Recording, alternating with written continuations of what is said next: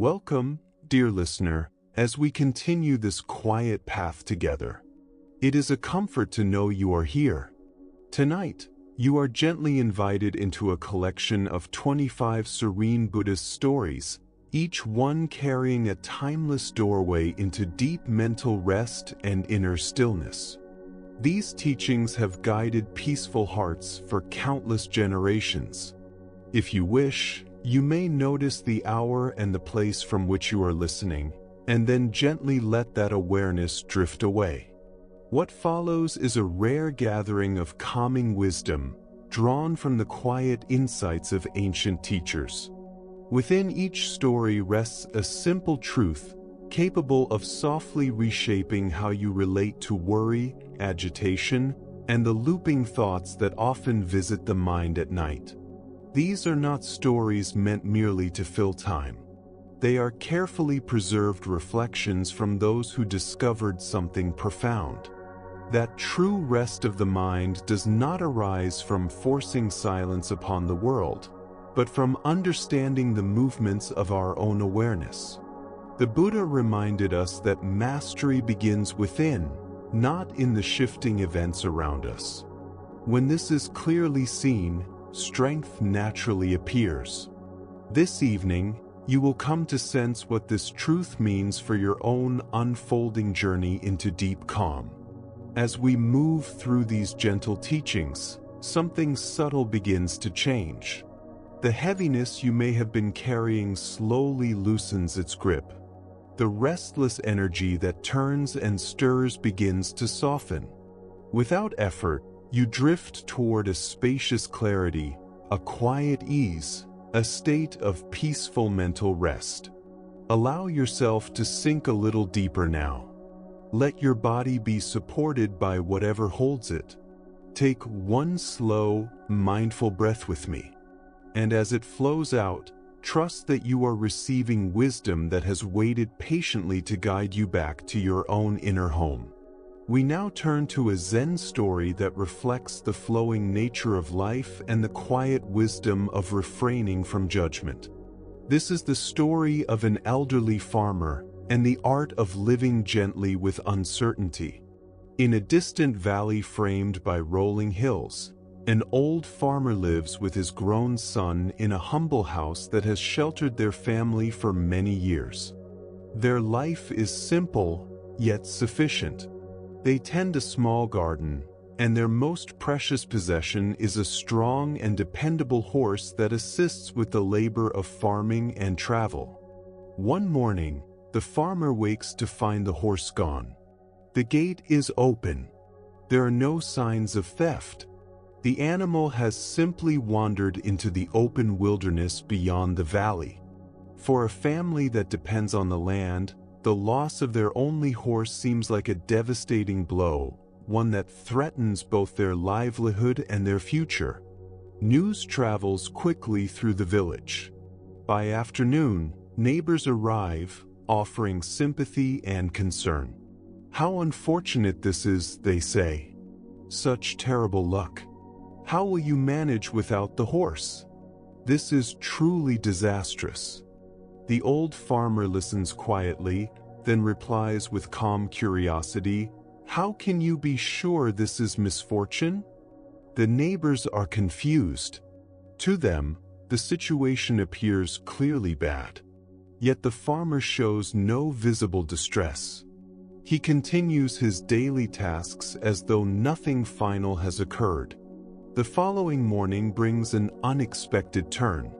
The missing horse returns, followed by several wild horses, strong and untamed, that have chosen to follow it home. The farmer and his son quickly build simple enclosures to hold them. The same neighbors now rush back, full of excitement. "What amazing luck!" they exclaim. "You now have many horses. This is a great blessing." Once again, the farmer listens and gently responds, "How can you be sure this is good fortune?" The next day, the farmer's son attempts to train one of the wild horses. Unaccustomed to human touch, the animal resists. The young man is thrown and badly injures his leg, leaving him unable to walk properly. The neighbors return, saddened once more. How tragic, they say. Just as things improved, this terrible accident occurs. What bad luck has come upon your family? As the farmer carefully tends to his son, he repeats his familiar words, "How can you be sure this is misfortune?" Soon after, soldiers arrive in the valley, conscripting young men for a dangerous war. Many will never return. When they examine the farmer's son, his injured leg prevents him from being taken. He remains safely at home while others depart. As the Buddha taught, what is avoided may become a gift, and what is faced may become a blessing. From this story emerges a quiet understanding. Our judgments are often too small for the vast unfolding of life. Why do we hurry to decide whether something is good or bad when its meaning has not yet revealed itself? Buddhist psychology reminds us that the mind seeks quick certainty to ease discomfort. We long to label, to know whether to celebrate or grieve, to relax or resist. This habit offers brief comfort, but it often misleads us.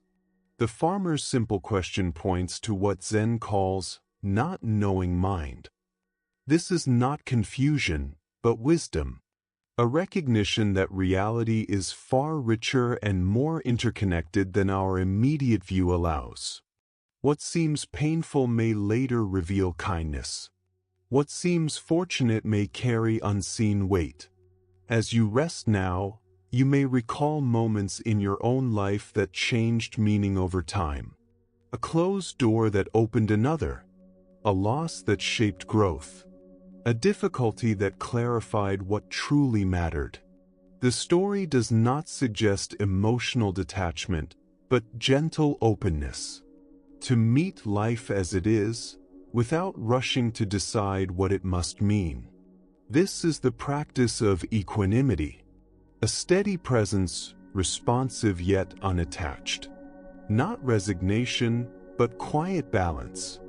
As your breath slows and your body settles, allow this understanding to rest within you. There is no need to decide anything now. Simply remain with the softness of the moment, letting awareness drift, and allowing sleep to arrive in its own gentle time.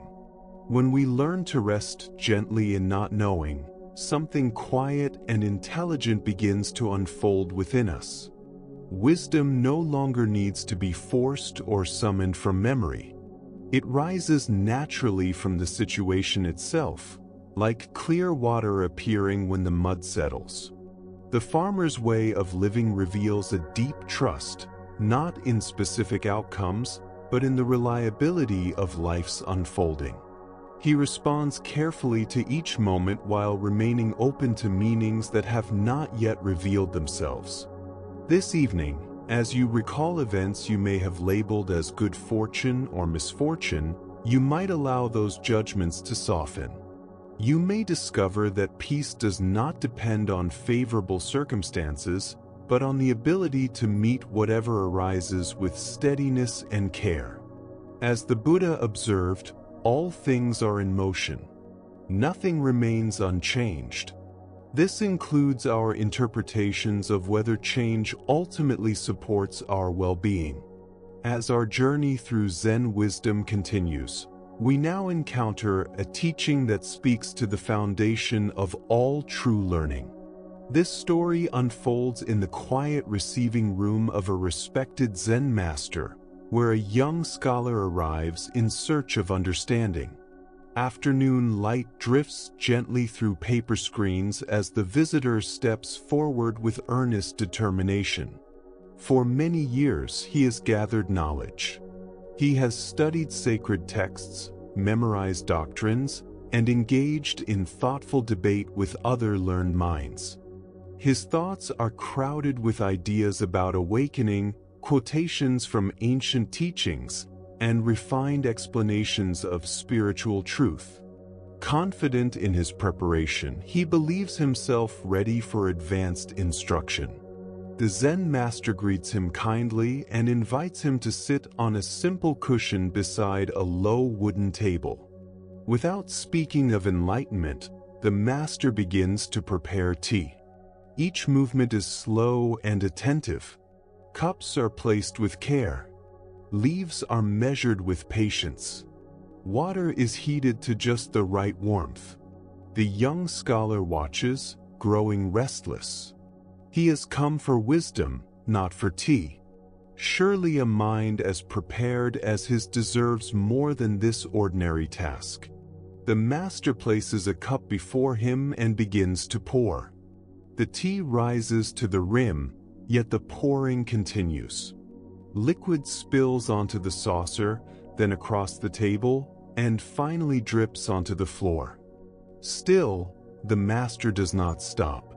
At last, the young man speaks, unable to remain silent. "Master, the cup is full. It can hold no more." The Zen master gently sets down the teapot and meets the scholar's gaze.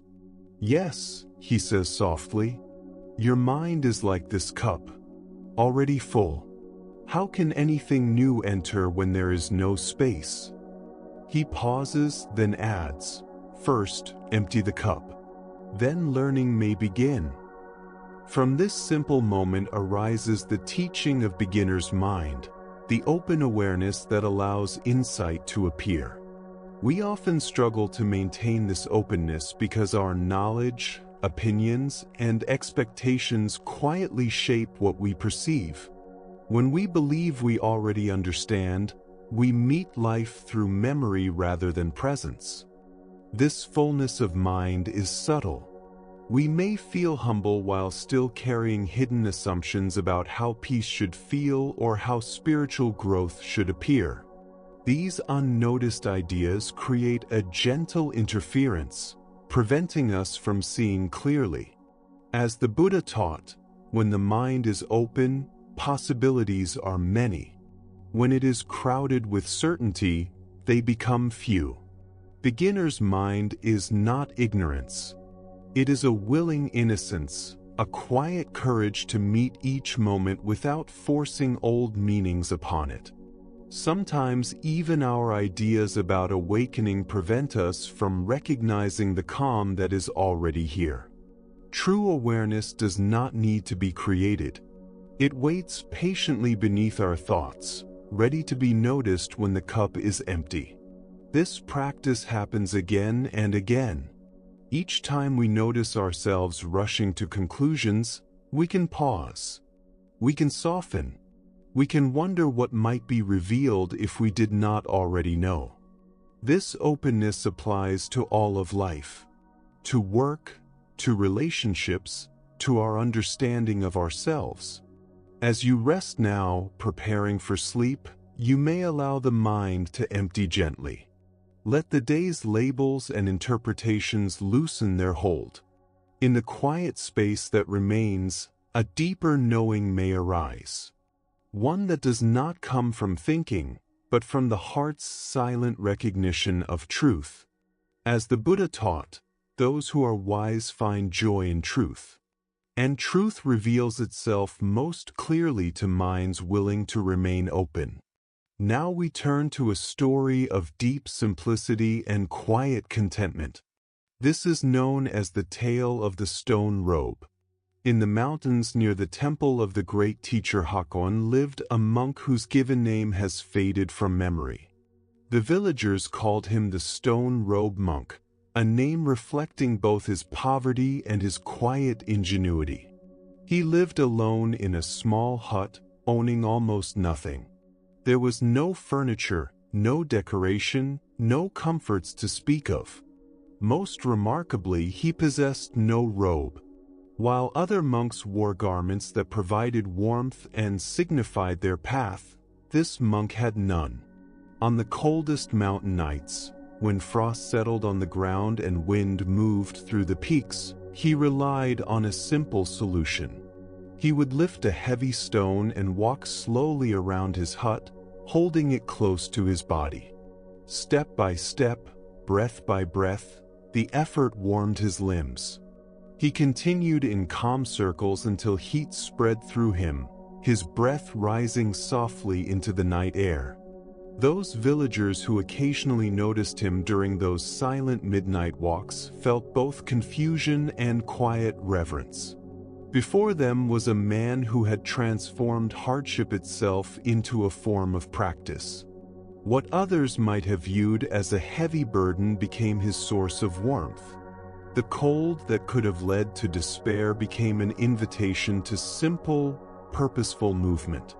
From time to time, the stone-robed monk would descend from the mountains to visit Master Hakuin, appearing at the temple like a figure carried forward from another age. The two masters would sit together in shared stillness, exchanging no words, yet communicating deeply through presence alone. And then, just as gently as he had come, the stone-robed monk would return to the mountains. One day, he did not return at all. No one knows where he went or how his life ended.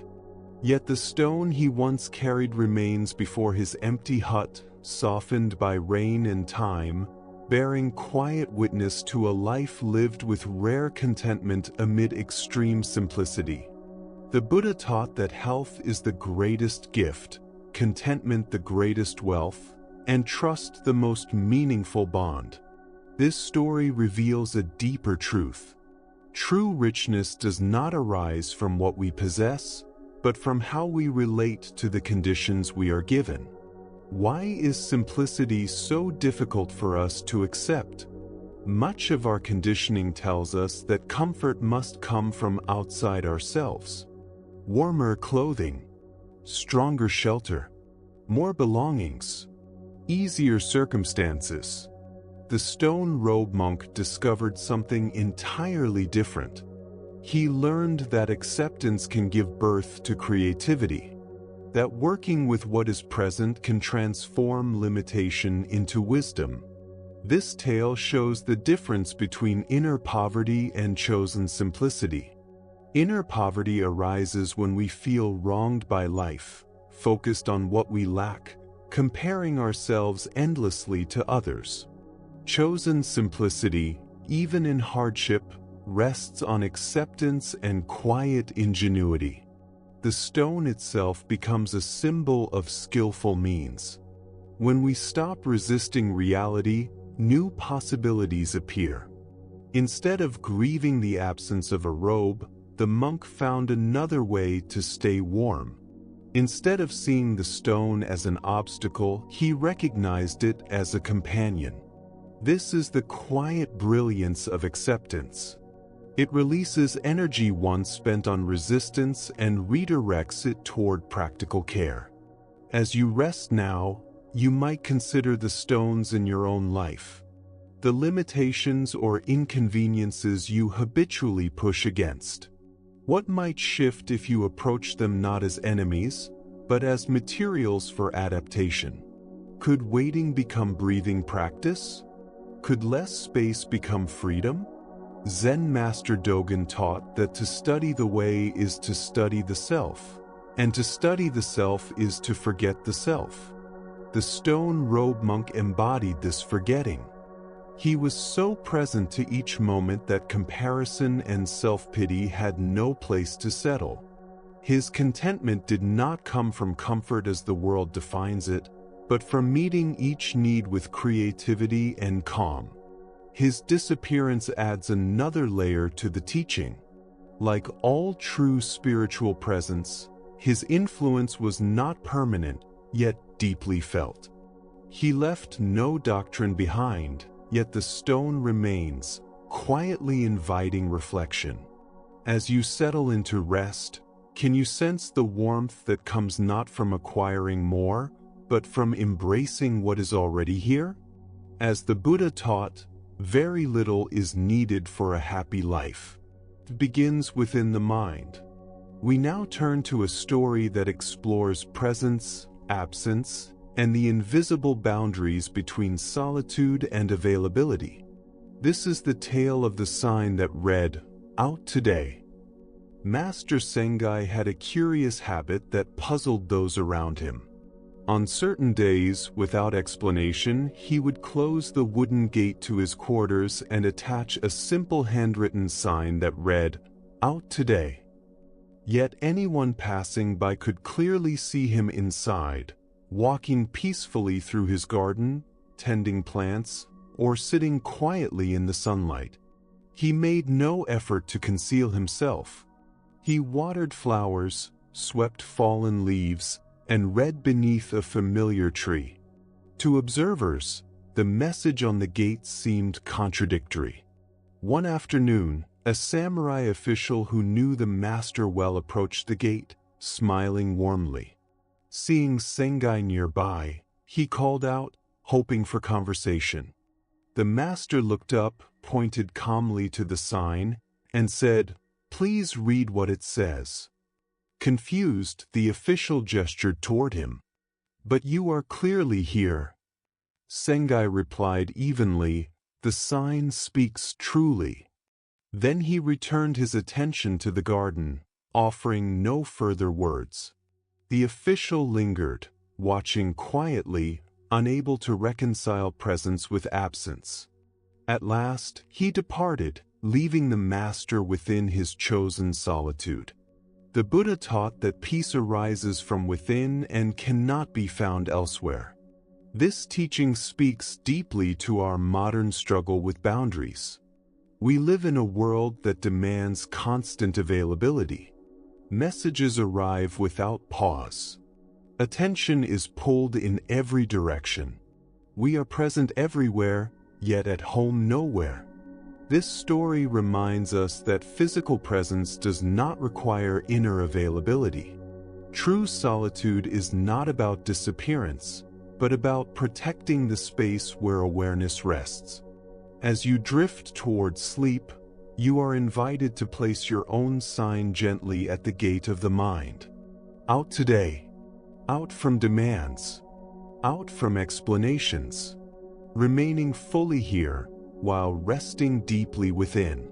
In our modern world, constant connection has created an unspoken demand for immediate response and endless interaction. We are gently pressured to always be reachable, always engaged, always present for others.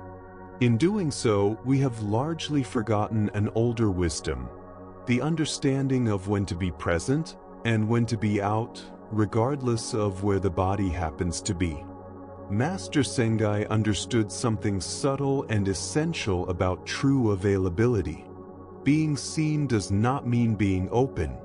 Being physically nearby does not require being inwardly accessible. There are moments when we must step out of social exchange in order to step fully into our inner life. Sometimes we need to be unavailable to others so that we may return to ourselves, to our practice, or simply to the quiet restoration of our true nature.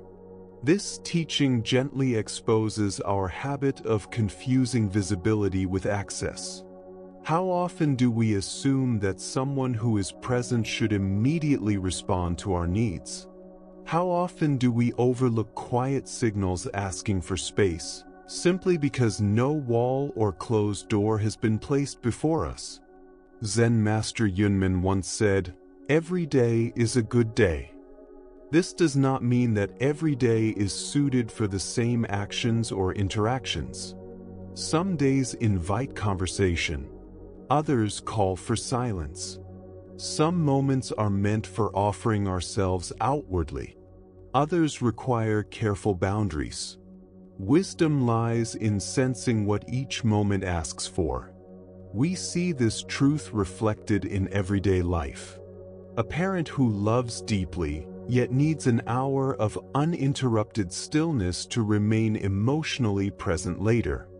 An artist who must protect the fragile space where creativity arises. A practitioner who safeguards meditation time, even when it is misunderstood as withdrawal. These are not acts of avoidance, but of care. The samurai's confusion mirrors our collective discomfort with boundaries that do not align with our expectations. We often want others to be available according to our schedules rather than their inner rhythms. When boundaries do not make sense to us, we may interpret them as rejection or coldness. Yet this teaching reminds us of an important distinction: the difference between isolation and conscious solitude. Master Sangai was not retreating from life. He was choosing presence without distraction. He was honoring the need to be inwardly settled before engaging outwardly. Our culture often treats availability as a moral duty rather than a conscious choice. We feel guilt for not responding, as though our worth depends on constant interruption of our own needs. Over time, this leads to depletion and quiet resentment, leaving us less able to offer genuine connection when it truly matters. Notice also the simplicity of Sangai's boundary. He offered no explanation, no apology. He simply stated what was true. Today he was out, and that truth required no justification. As you rest now, you may reflect on your own boundaries. Are there moments when you need to be out, even while physically present? What would it feel like to honor your natural rhythms of engagement and retreat, gently and without guilt? The Buddha taught that you deserve your own love and care as much as anyone else. Part of that care lies in knowing when to be present for others and when to be present for yourself. Both serve life when held wisely. We now turn to a teaching that touches the heart of all experience. This is the story of the meditation student and the quiet reminder. A young student had been practicing meditation with sincere effort for several months. Each morning and evening, he sat upon his cushion, following his breath as he had been taught. At times, the practice felt calm and natural. Recently, however, it had become difficult. His mind wandered endlessly. His body felt restless and uncomfortable. One morning, frustration overwhelmed him. Thoughts raced through his awareness.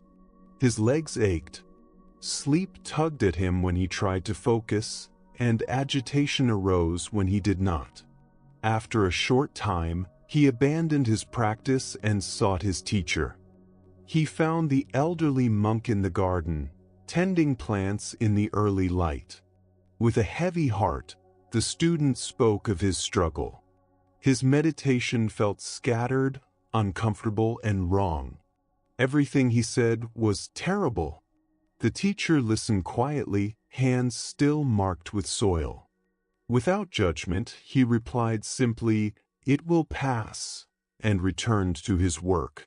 The student felt unsettled by the brevity of the response. He had hoped for guidance or reassurance. Yet over the following days, he continued practicing. Gradually, the storm of distraction softened. His body adjusted. Moments of ease began to appear. By the end of the week, his meditation felt peaceful and alive. Filled with joy, he returned to the teacher and described his progress. Everything now felt wonderful. The teacher paused, looked at him with the same calm expression, and said again, "It will pass." This time, the student understood. His excitement softened into clarity. The teaching was not about meditation alone, but about the nature of all things. Both struggle and ease arise, and both fade away. The Buddha taught that all conditioned experiences are impermanent. Pleasure passes. Discomfort passes. Much of our suffering comes from resisting this truth.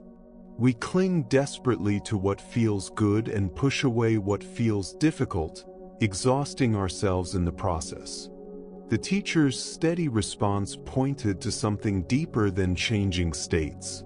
Beneath all movement lies awareness itself, steady and open, allowing everything to come and go. As you prepare for sleep, you may reflect on your own day. Notice where you grasped and where you resisted. Both are forms of tension. What if you allowed experience to rise and fall naturally, resting instead in the quiet presence that observes it all? This is equanimity. Not indifference, but balance. Not withdrawal, but gentle acceptance. As the breath slows and the body settles, you may allow everything to pass, trusting the stillness that remains. The teacher's quiet words, "It will pass," carry both softness and strength. They soothe us in moments of difficulty by reminding us that no painful state is permanent. At the same time, they gently challenge us during moments of ease, reminding us not to anchor our sense of self to passing successes or fleeting highs. Zen teacher Shunryu Suzuki once observed that we are already whole, and yet always capable of gentle refinement. This seeming contradiction reflects the same wisdom offered by the meditation teacher. We are invited to fully inhabit each experience while holding it lightly, knowing that it will change. Nothing needs to be rejected, and nothing needs to be grasped. When we look honestly at our own lives, we may notice patterns of attachment and resistance. Where are we trying to freeze what is naturally moving? Where are we exhausting ourselves by pushing against conditions that would shift on their own if allowed the space to do so? The Buddha taught that all conditioned things are impermanent, and that awareness itself is the ground upon which they appear. This teaching asks us to engage life with sincerity while releasing our grip on results. We can care deeply for our work, our relationships, and our inner growth, while remembering that all experiences are temporary guests within awareness. When this is understood, success no longer intoxicates us, and difficulty no longer overwhelms us. Rather than being tossed about by life's inevitable waves, we learn to rest in the quiet stability of awareness itself. Tonight, as you notice the state of your body and mind, whether calm or restless, clear or heavy, you may gently remember this simple truth. Whatever is present will pass. You can meet it fully and let it go just as gently. The Buddha compared this teaching to the ocean, which has only one flavor.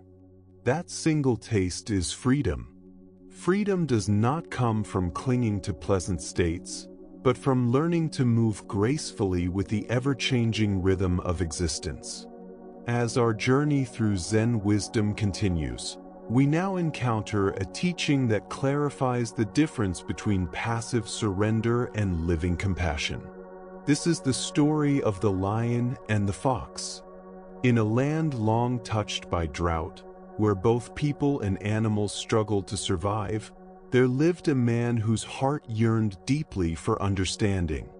Each day he prayed intensely for wisdom that might bring stability and peace to his life. Though sincere, his prayers were filled with tension. He had tried many paths, many plans, many strategies, yet none had brought lasting security. As his resources dwindled, frustration tightened its hold. He wondered if there was some hidden principle he had failed to grasp. One night, exhausted from prayer, he fell into a deep sleep. In his dream, a clear voice spoke, telling him to enter the forest the next morning, where understanding awaited him. When he awoke, his heart felt alive with hope. This dream felt different. At dawn, he gathered simple supplies and walked toward the ancient forest at the edge of his village. 4 hours he wandered beneath tall trees, searching for meaning. Though beauty surrounded him, his anxious thoughts made it difficult to truly see. As the day grew warm, he rested beside a quiet stream. There, in a shaded hollow between rocks, he noticed movement. To his surprise, he saw a fox resting peacefully. The fox had no legs, only healed scars where they should have been. Yet the animal appeared calm and well-nourished. The man watched quietly. As evening light filtered through the trees, a powerful lion entered the clearing, carrying fresh meat. Without hesitation, the lion placed the food before the fox and disappeared back into the forest. Understanding seemed to strike like lightning. The man believed he had discovered the secret of life. Complete trust, he thought. Complete surrender. Just as the fox was provided for, so too would he be. Filled with conviction, he returned home and stopped striving. He ceased his efforts, spending his days waiting for provision to arrive. Days passed, then weeks. Hunger weakened him. Doubt crept in.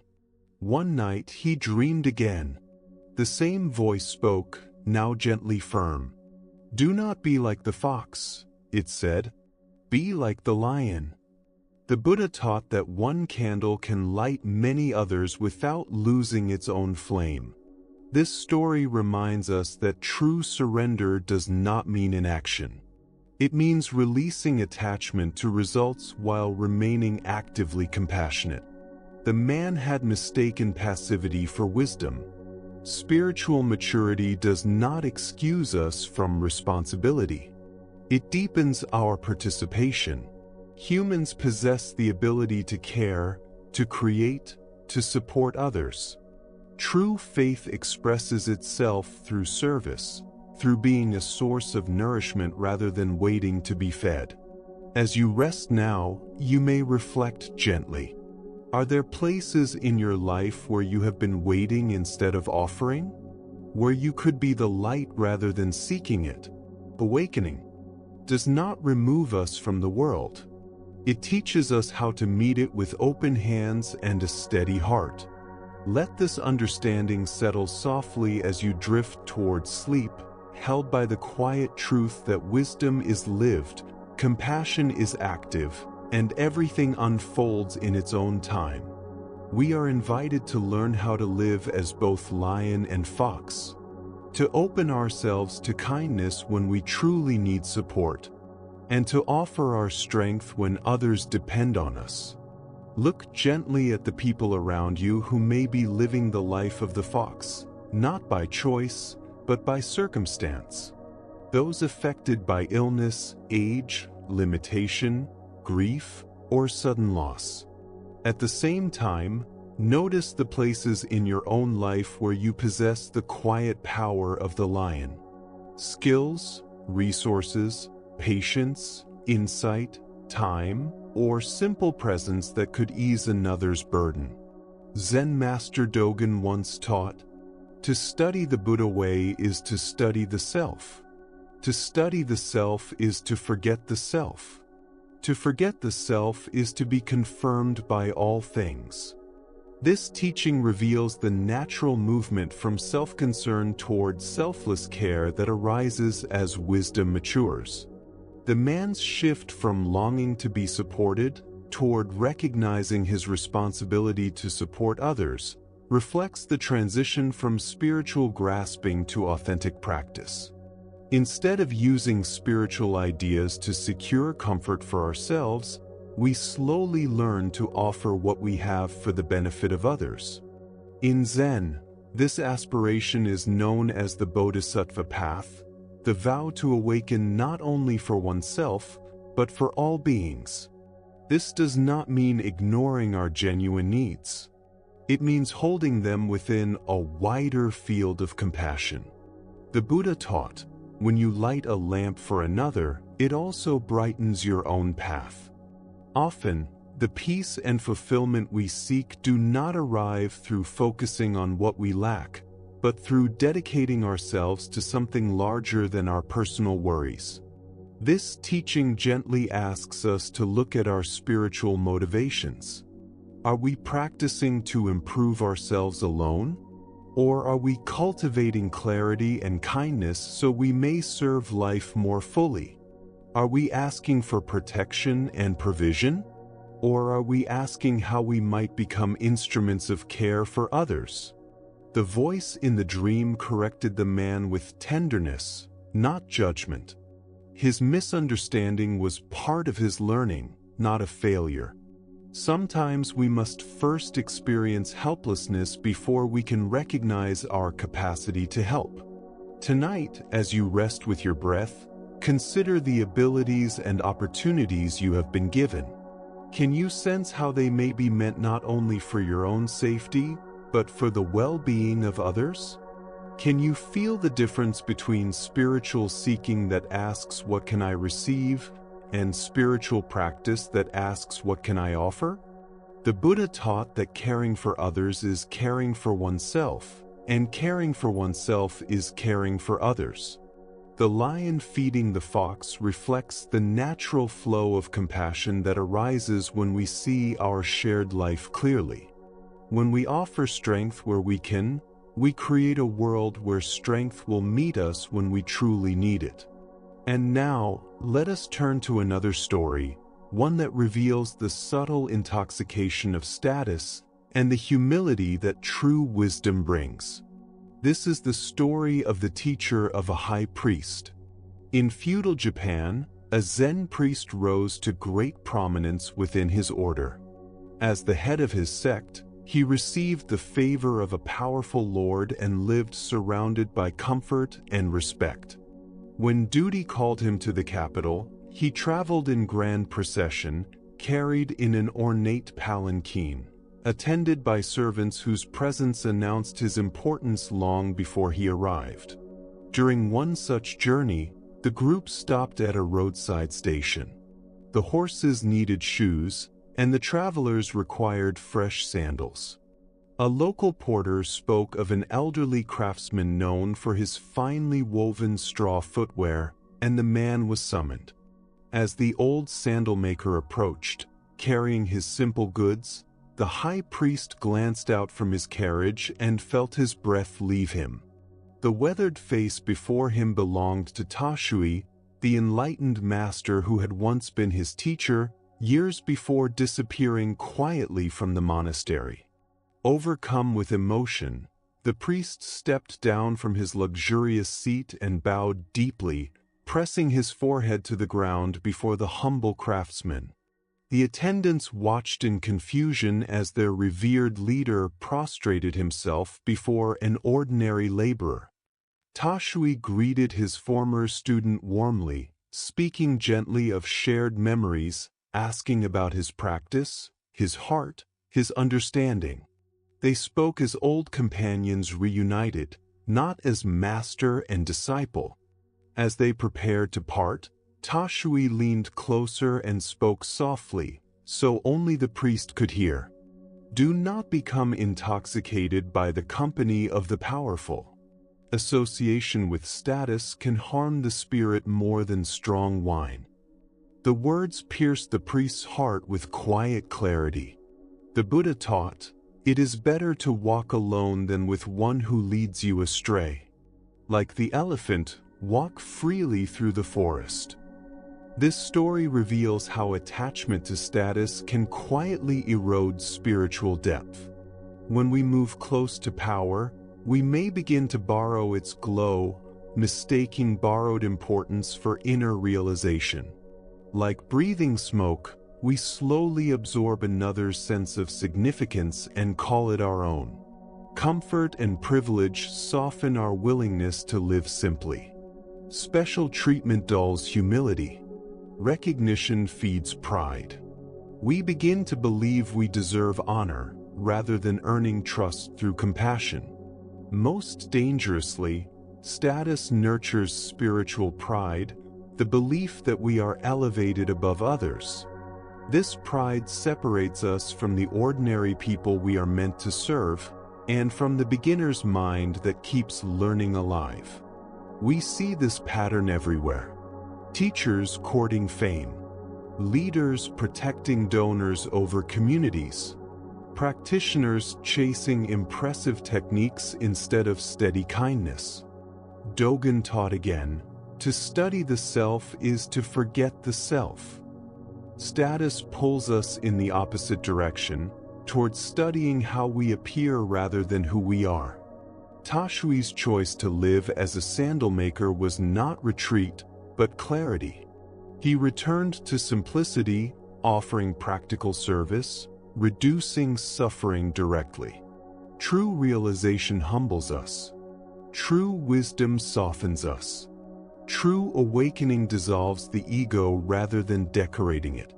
The Buddha said, "Thousands of candles may be lit from one flame, and the flame is not diminished."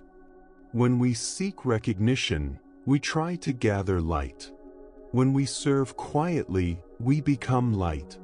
Notice how these paths feel within you. When are you most at peace? When admired or when helpful? When noticed or when needed?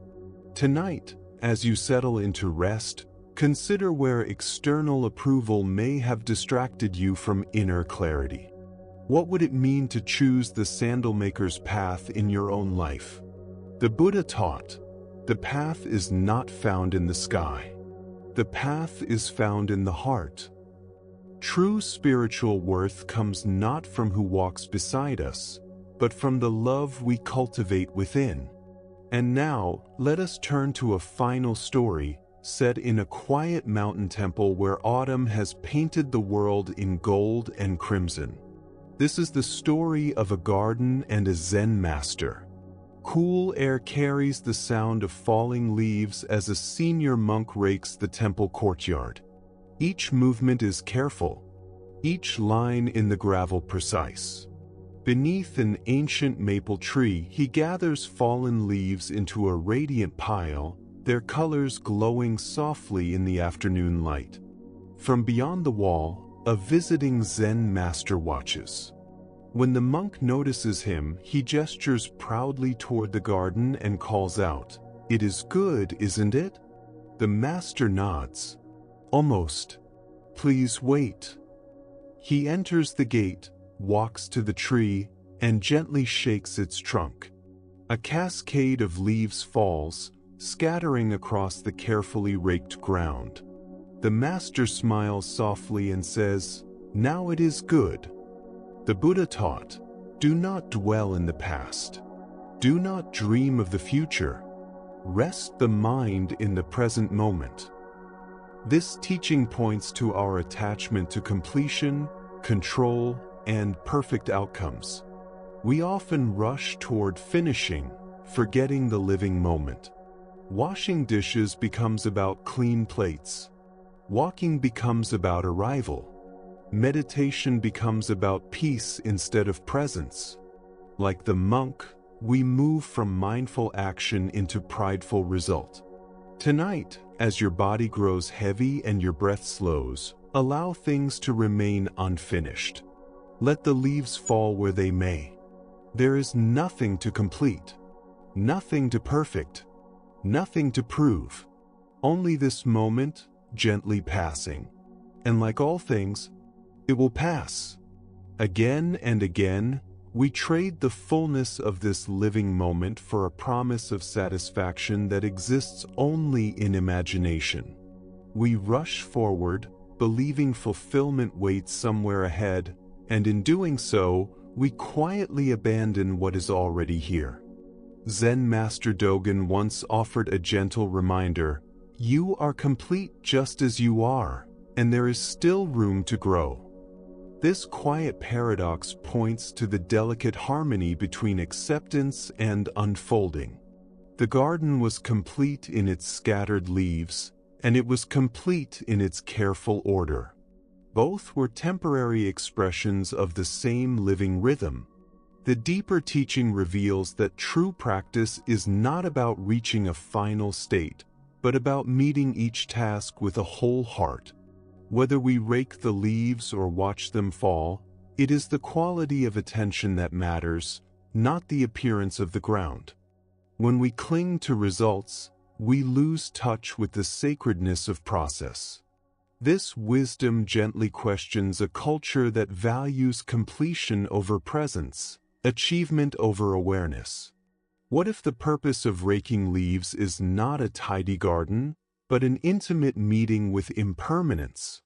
What if the heart of spiritual practice is not enlightenment as an achievement, but wholehearted presence in this unrepeatable moment?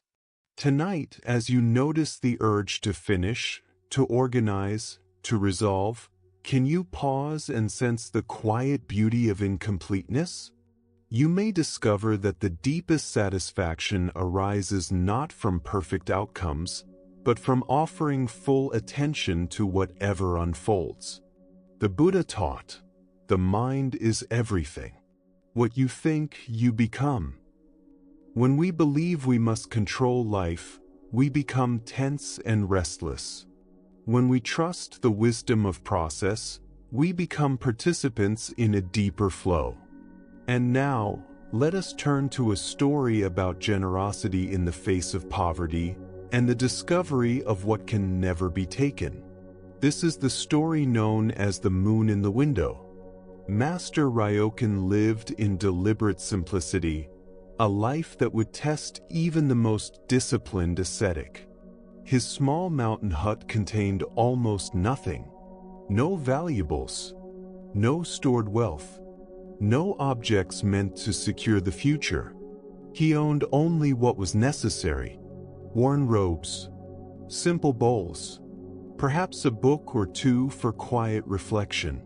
One evening, as Ryokan rested peacefully, a thief approached under cover of darkness. Seeing the humble dwelling, the intruder assumed it would be easy prey. Moving silently, he slipped inside, careful not to wake the occupant. But once within, reality revealed itself. The thief searched every corner, every shadowed space, hoping to find something of value. Yet there were no coins, no jewelry, no tools worth selling, nothing that could ease his hardship. Standing in the bare room, frustration rose within him. He had risked capture and punishment for nothing. As he prepared to leave, empty-handed and discouraged, a soft voice emerged from the darkness. "Please wait," Ryokan said gently. "Do not go yet." The thief froze, expecting anger or accusation. Instead, he watched as the master quietly rose, removed his old quilt, folded it carefully, and offered it with both hands. "Take this," Ryokan said calmly. "You have come a long way. You should not leave without something." The thief accepted the gift in stunned silence. Never before had kindness met him where greed once lived. Ashamed and confused, he departed into the night. Ryokan stood in the doorway and noticed the moon rising over the mountains, its light pouring freely through the open window. Moved by the moment, he later wrote, "The thief left it behind, the moon at my window." The Buddha taught, thousands of candles may be lit from one flame, and the flame is not diminished. Joy does not lessen when shared. This story reveals the difference between possession and abundance, between what can be taken and what remains untouched. Ryokan understood that true wealth lies not in accumulation, but in generosity, awareness, and appreciation of beauty that requires no ownership. Instead of feeling violated, he felt concern for the thief's lack. His poverty became a doorway for compassion, not fear. Why do we so often respond to loss with anger and blame? Because we mistake possessions for identity and believe that losing things diminishes who we are. Ryokan lived differently.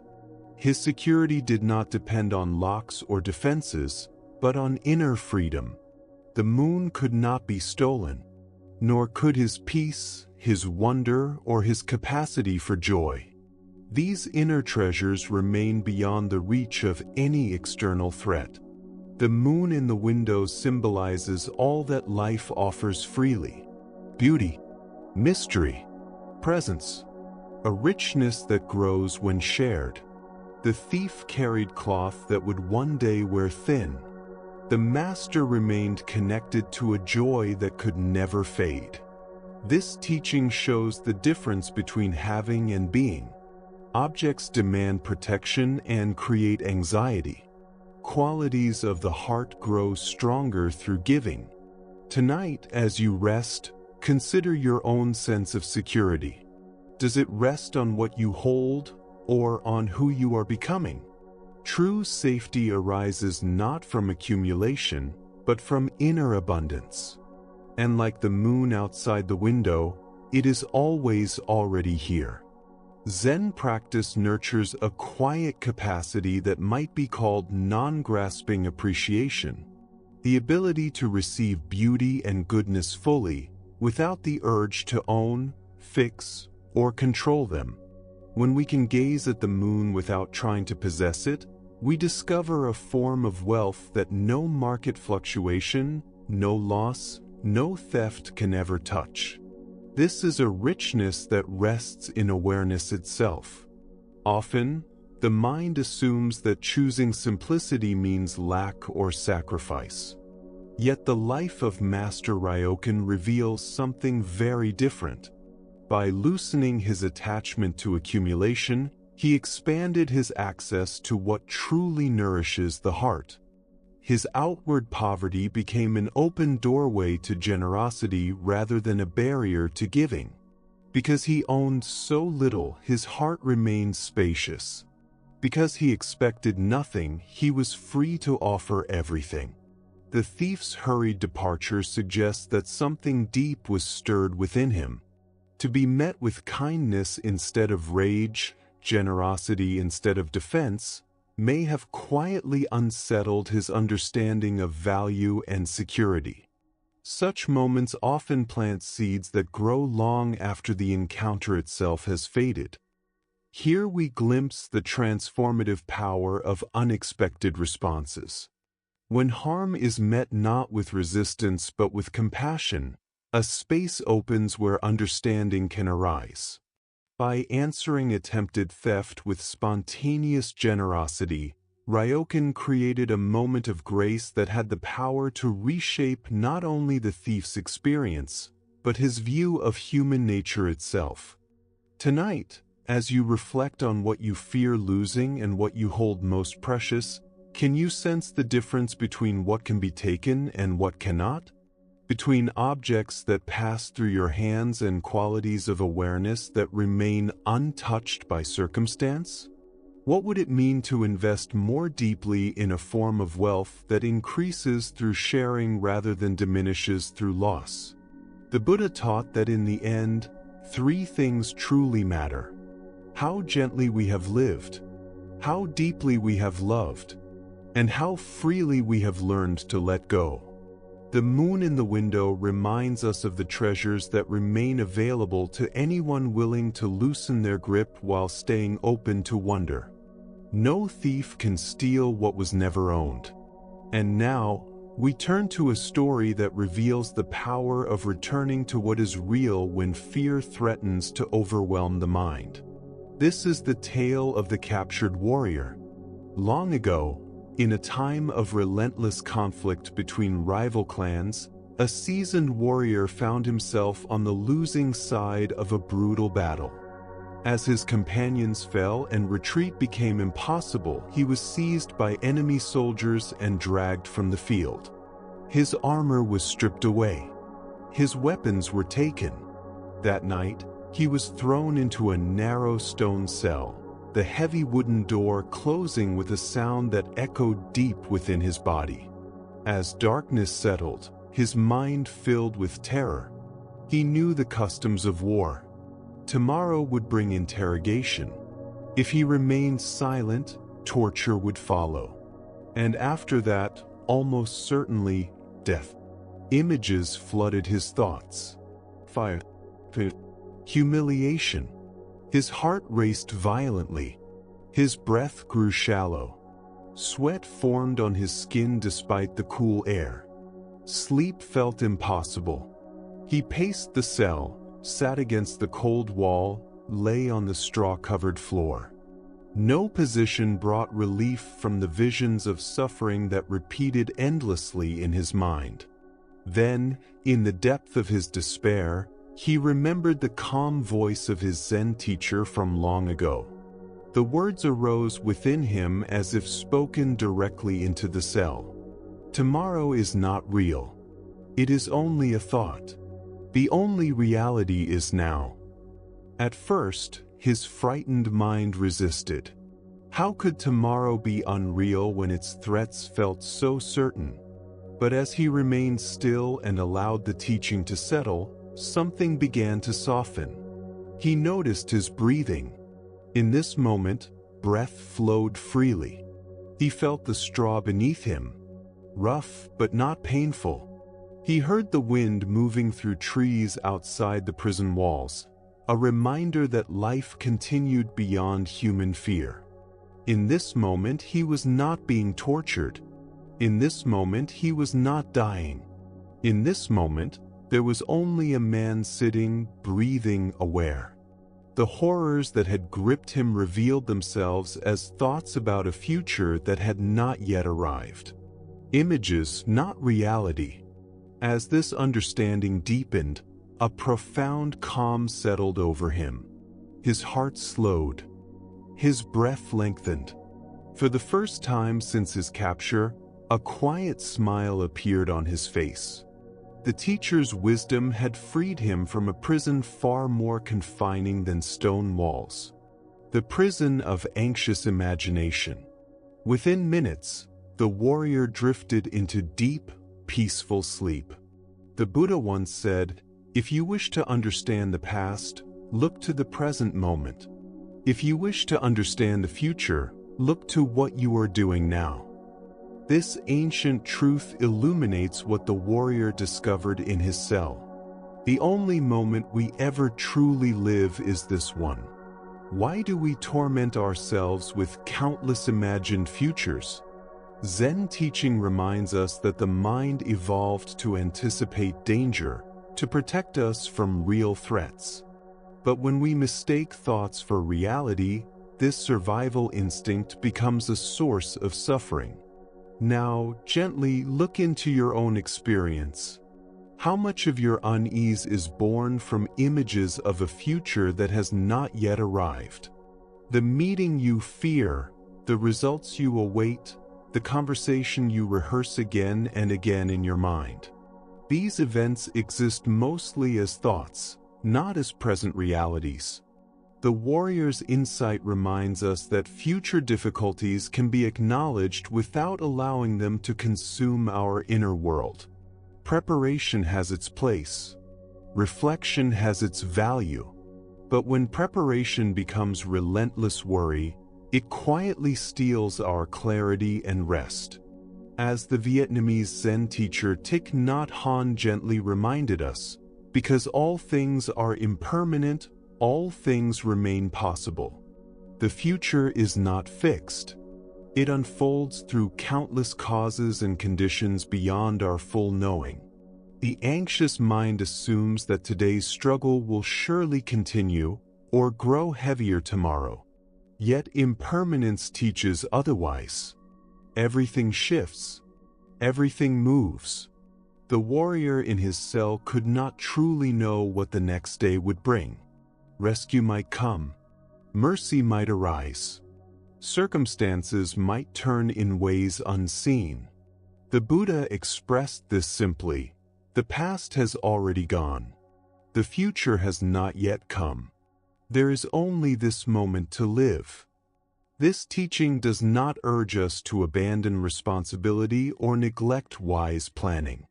Rather, it invites us to notice where our attention habitually rests and to gently guide it back to what is real. In Zen practice, we cultivate what is called beginner's mind, meeting each moment fresh, without the heavy overlay of expectation or fear. When we truly arrive in the present, we often discover resources for steadiness and ease that worried thinking never reveals. Notice how the warrior's shift in attention changed everything. The cell did not change. The future remained uncertain, yet suffering softened into peace. This same transformation is available to us whenever anxiety arises. Tonight, As your mind begins to weave stories about tomorrow, remember the captured warrior and the voice of his teacher. Ask quietly, what is happening right now?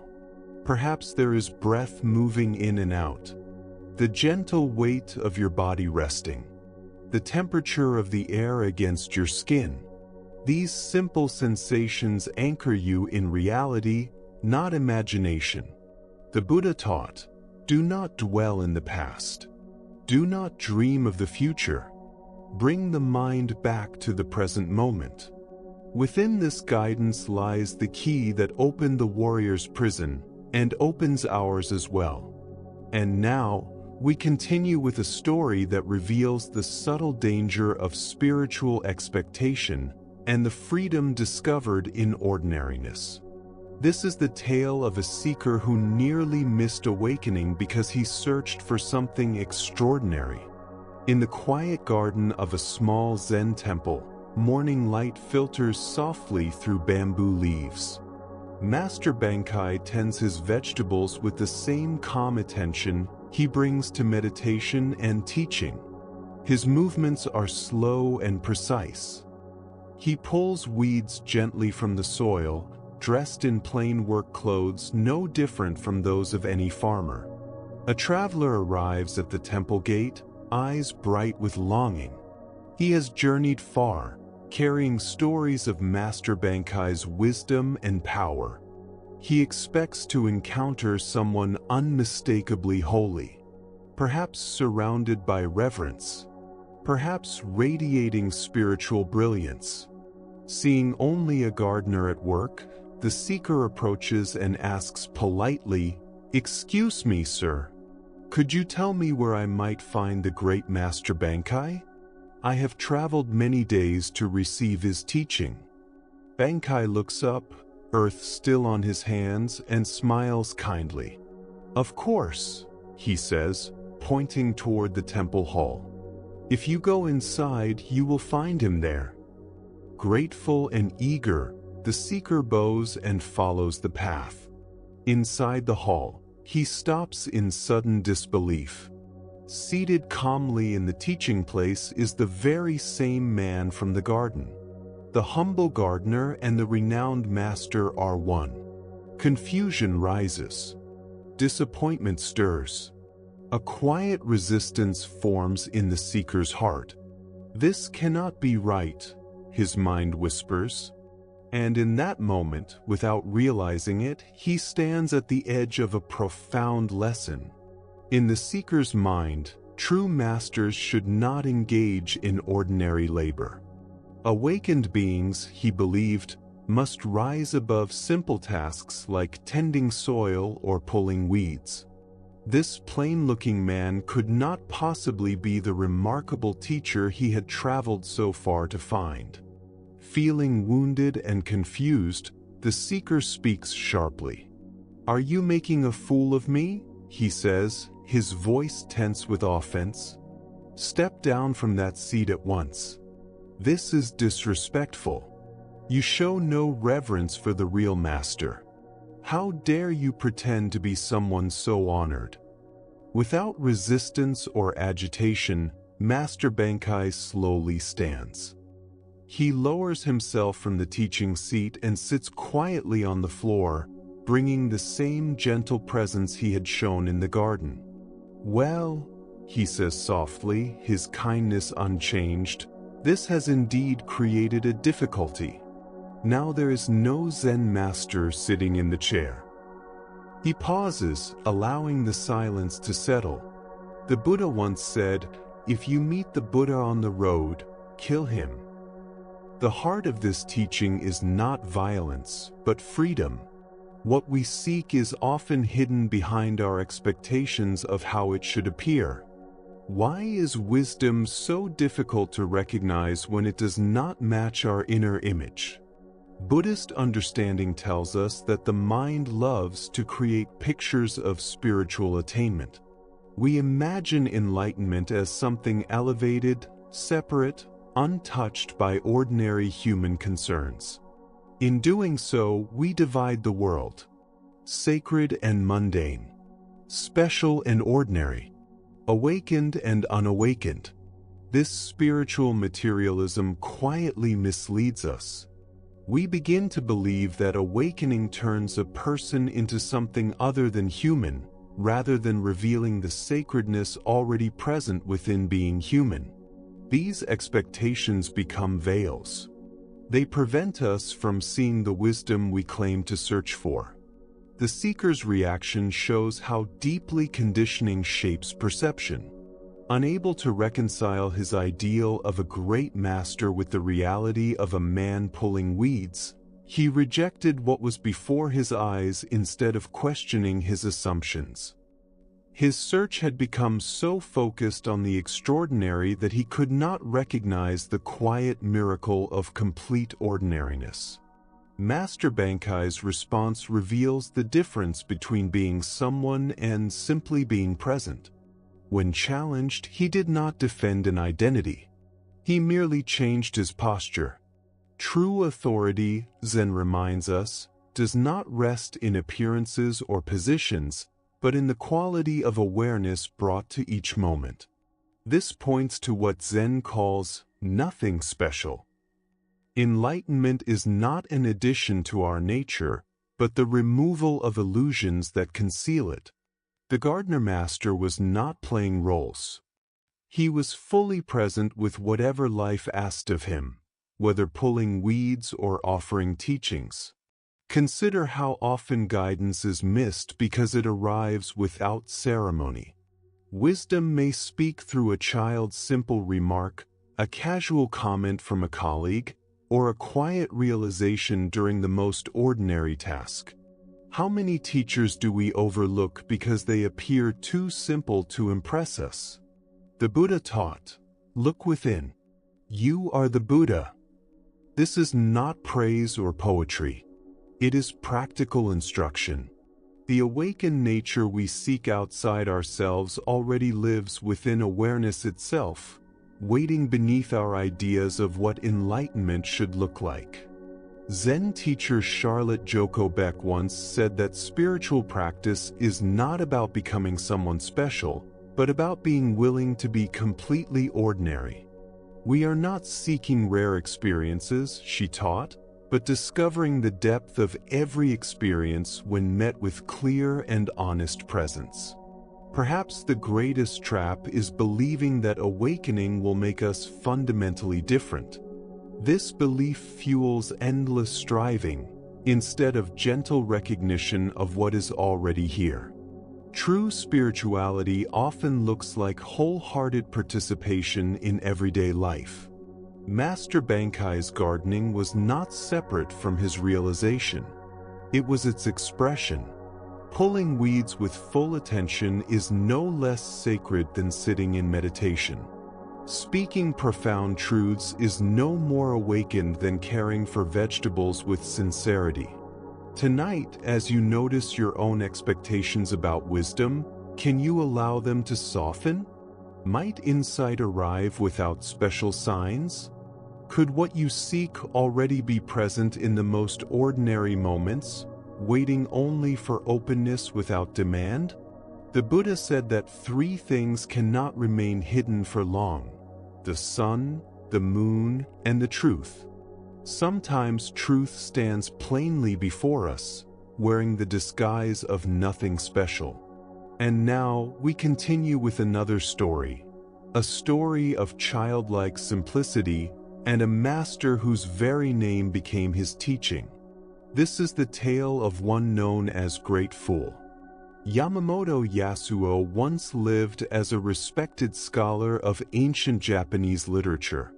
He was admired for his mastery of classical poetry and his devotion to traditional culture. Witnessing what he believed was a loss of sacred values, he wrote a passionate book called The Reality of the Gods. Then, in despair, he ended his own life, hoping his death would awaken others to what he felt was being lost. He left behind great wealth and 5 children, 4 sons and 1 daughter. By custom, the eldest son was expected to inherit everything and continue the family name. But this son carried a spirit unwilling to be bound. The riches, the status, the scholarly honor, none of these called to his heart. To him, the inheritance felt like gilded chains. Quietly, without announcement, he gave away all that his father had amassed. He changed his name to Great Fool and walked away from comfort and approval. At 22, this self-named fool began wandering. He carried no money, no credentials, no protection, only a deep longing to understand life's true nature. After long searching, he found a Zen master and devoted himself fully to study and practice. Within a few years, he realized what wealth and knowledge had never revealed. Yet he did not settle into recognition or position. For more than 20 years, Great Fool continued to wander, visiting many Zen teachers, allowing his understanding to be tested and refined. He sought neither fame nor authority, only the polishing of insight through sincere encounter. Eventually, he returned to his home province and built a small, humble hut. Those who remembered the wealthy heir scarcely recognized him. His robe was stitched from patches. He lived on the simplest food. He owned only one bowl. That single bowl served every purpose, for grinding beans, cooking meals, washing hands, even washing feet. To observers, he seemed to have lost everything. Yet Great Fool had discovered something priceless, a love of pure genuineness. This drew him naturally to children. Wherever he went, they gathered around him, inviting him into games, laughter, and play. His joy was effortless. And the children, sensing his open heart, trusted him completely, as children always do when nothing is hidden. And in this simple presence, wisdom continued to shine. One afternoon, during a game of hide and seek, Great Fool chose a hiding place and gently closed his eyes, waiting to be found. Time passed quietly, but children, being children, soon grew hungry and wandered home for supper, forgetting entirely about the monk hidden among them. Great Fool did not move. He remained exactly where he was as daylight slowly faded into evening. When night arrived, a passerby noticed him and stopped in surprise. "What are you doing here?" the stranger asked. "I am playing hide and seek with the children," Great Fool replied calmly. "I am waiting for someone to find me." The passerby explained that the children had gone home long ago. Great Fool received this information without the slightest trace of embarrassment. He felt no irritation toward the children for forgetting him, and no shame for remaining hidden alone. His acceptance was complete. When asked why he spent so much time with children, his answer never changed. "I love their genuineness," he would say. "They have no falsehood." Though he lived in visible poverty and simplicity, Great Fool's calligraphy became widely admired. Wealthy patrons sought him out, offering generous payments for his writing. Yet he possessed a rare sensitivity. He could feel the intention behind each request. He accepted commissions only when he sensed sincerity equal to his own. When children asked him to write, even a single meaningless character, he would smile, lift his brush, and write with joy. He never refused them. Great Fool often shared a simple teaching with visitors. "There are 3 things I dislike," he would say: the poetry of poets, the writing of writers, and the cooking of cooks. What he meant was not rejection, but insight. When people become overly aware of their skill, when technique replaces presence, something alive quietly disappears. The Buddha taught that in the open sky there is no east and west. Human beings create divisions in their minds and then believe those divisions to be real. From Great Fool's life emerges a deep teaching. Sometimes wisdom requires appearing foolish in the eyes of the world in order to rediscover what authenticity truly is. Why do we lose touch with our natural genuineness as we grow older? Zen teachings point gently to social conditioning. Over time, we learn to perform ourselves rather than simply be ourselves. We say what is acceptable. We present what gains approval. We hide responses that feel too simple or unsophisticated. Great Fool's love for children reveals an essential quality of awakened awareness. Children have not yet learned to edit themselves for social acceptance. They laugh when joy arises. They ask questions without calculation. They offer affection freely. This openness is not immaturity. It is a wisdom most adults spend their lives trying to recover. His single bowl, used for every purpose, becomes a quiet symbol. When life is not divided into categories, sacred and ordinary, proper and improper, one open heart can meet every moment fully. His willingness to remain hidden while the children forgot him reflects what Zen calls great patience. The ability to be present without needing the moment to change. Many adults would have emerged embarrassed. Great Fool remained, not passively, but lovingly, honoring his commitment to the game above concern for appearance. Consider your own relationship with sophistication and approval. How often do you shape your responses to create the right impression instead of expressing what is true? What might shift if you trusted your natural response, even if it feels simple or unfinished? Zen master Ikkyu once said that even a stone Buddha deserves the bird droppings it receives. This points to the same truth Great Fool embodied. Spirituality is not about maintaining purity, but about remaining present to life as it unfolds, messy, ordinary, and alive. Tonight, as you reflect on your day, notice where you were performing yourself and where you were simply being. Feel the difference between calculation and the childlike sincerity Great Fool never lost. The Buddha taught that if we could truly see a single flower, our whole life would change. The miracle is not complexity, but direct encounter. And now, we continue with another story. A story about gratitude and the quiet difference between polite custom and living appreciation. This is the story of the unending thank you. Master Sengai was well known in his community. He was admired for his wisdom, his compassion, and his humor. Yet he was also famous for one strange habit. He never said thank you. Not once. Not ever. This puzzled, and sometimes offended, those who helped him.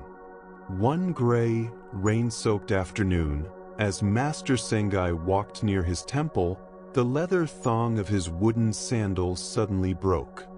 He stood awkwardly in the mud, 1 foot bare, rain dripping from his robes. A woman from a nearby tofu shop noticed his difficulty. Without hesitation, she closed her shop, hurried through the rain, bought a replacement thong with her own money, and returned to kneel beside him in the mud. Carefully, she repaired the sandal, ensuring it fit securely. Sengai watched silently. When she finished, she looked up, perhaps expecting a word, a nod, some recognition. Instead, Sengai adjusted his robe, tested the sandal, and walked away without a word. Days passed. Weeks passed. Each time they met, he greeted her politely, but never mentioned her kindness. Her frustration grew. Finally, she began telling anyone who would listen. "Everyone says he is a great man," she complained. "But when he needed help, I helped him, and he never thanked me." The story eventually reached someone curious enough to ask Sengai directly. "Master," he said, "there is a woman in town who is upset because you never thanked her for fixing your sandal." Sengai looked up from his tea, eyes bright with quiet understanding. "When people finish saying thank you," he replied softly, "that is the end of the matter. The gratitude is expressed and forgotten." He paused. "But I have never forgotten her kindness. Not for a single day." The Buddha taught that gratitude is the parent of all virtues. This story invites us to consider the difference between performed gratitude and lived gratitude. We are often taught that appreciation is a transaction, spoken, acknowledged, completed. But what if true gratitude lives on? What if it quietly shapes how we walk through the world, long after the words have faded? And with that question resting gently in the heart, we allow the mind to soften and the breath to slow. Zen teachings gently reveal another habit we rarely notice: our tendency to turn kindness into a transaction. When someone helps us, we often feel an immediate pressure to repay the gesture with words, favors, or gifts. Once this exchange feels complete, we quietly release ourselves from any further connection to the kindness we received. In this way, generosity becomes a form of emotional commerce. A beautiful human moment is reduced to a completed exchange. We can see this pattern clearly in daily life.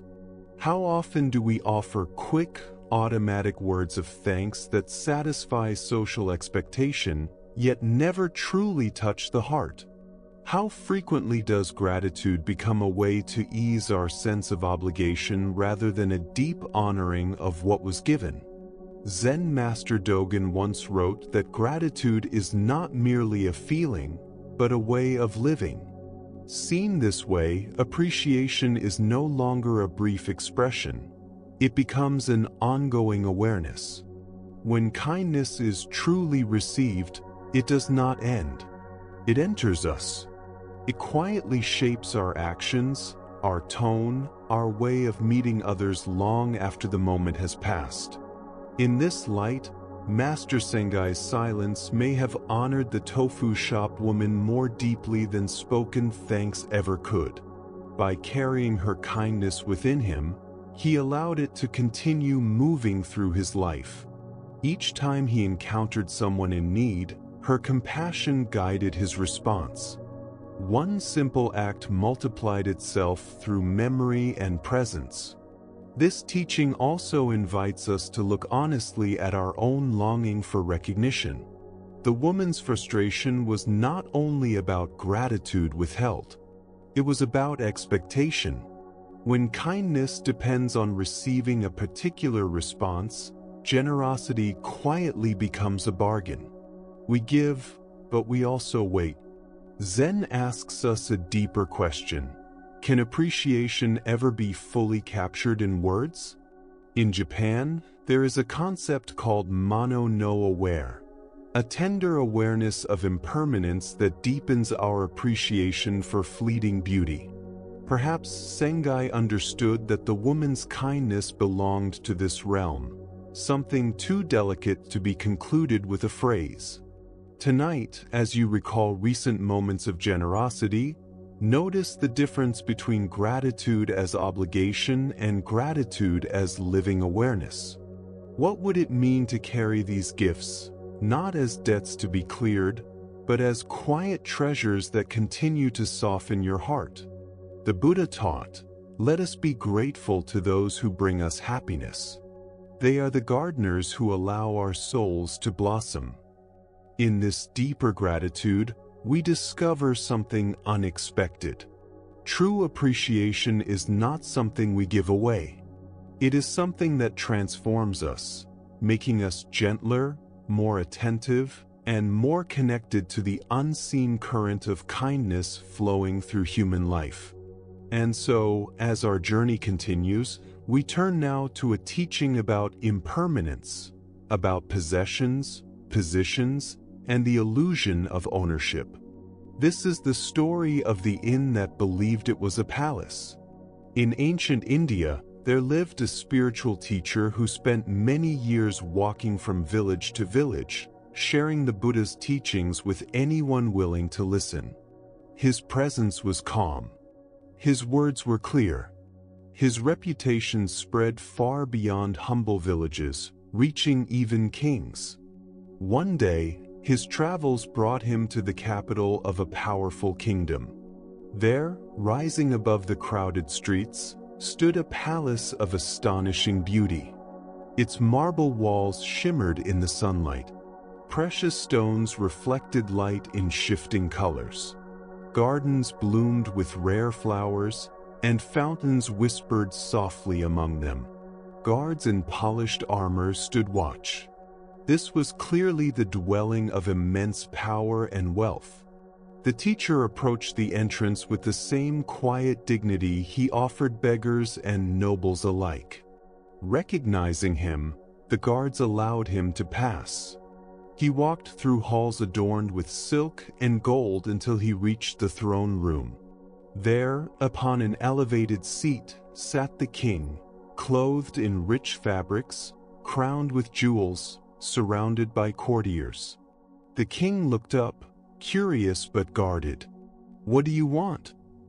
he asked, accustomed to command. The teacher bowed respectfully and replied, "Your Majesty, I would like a place to sleep in this inn." A ripple of surprise moved through the room. "This is no inn," the king said, gesturing around him. "This is my palace.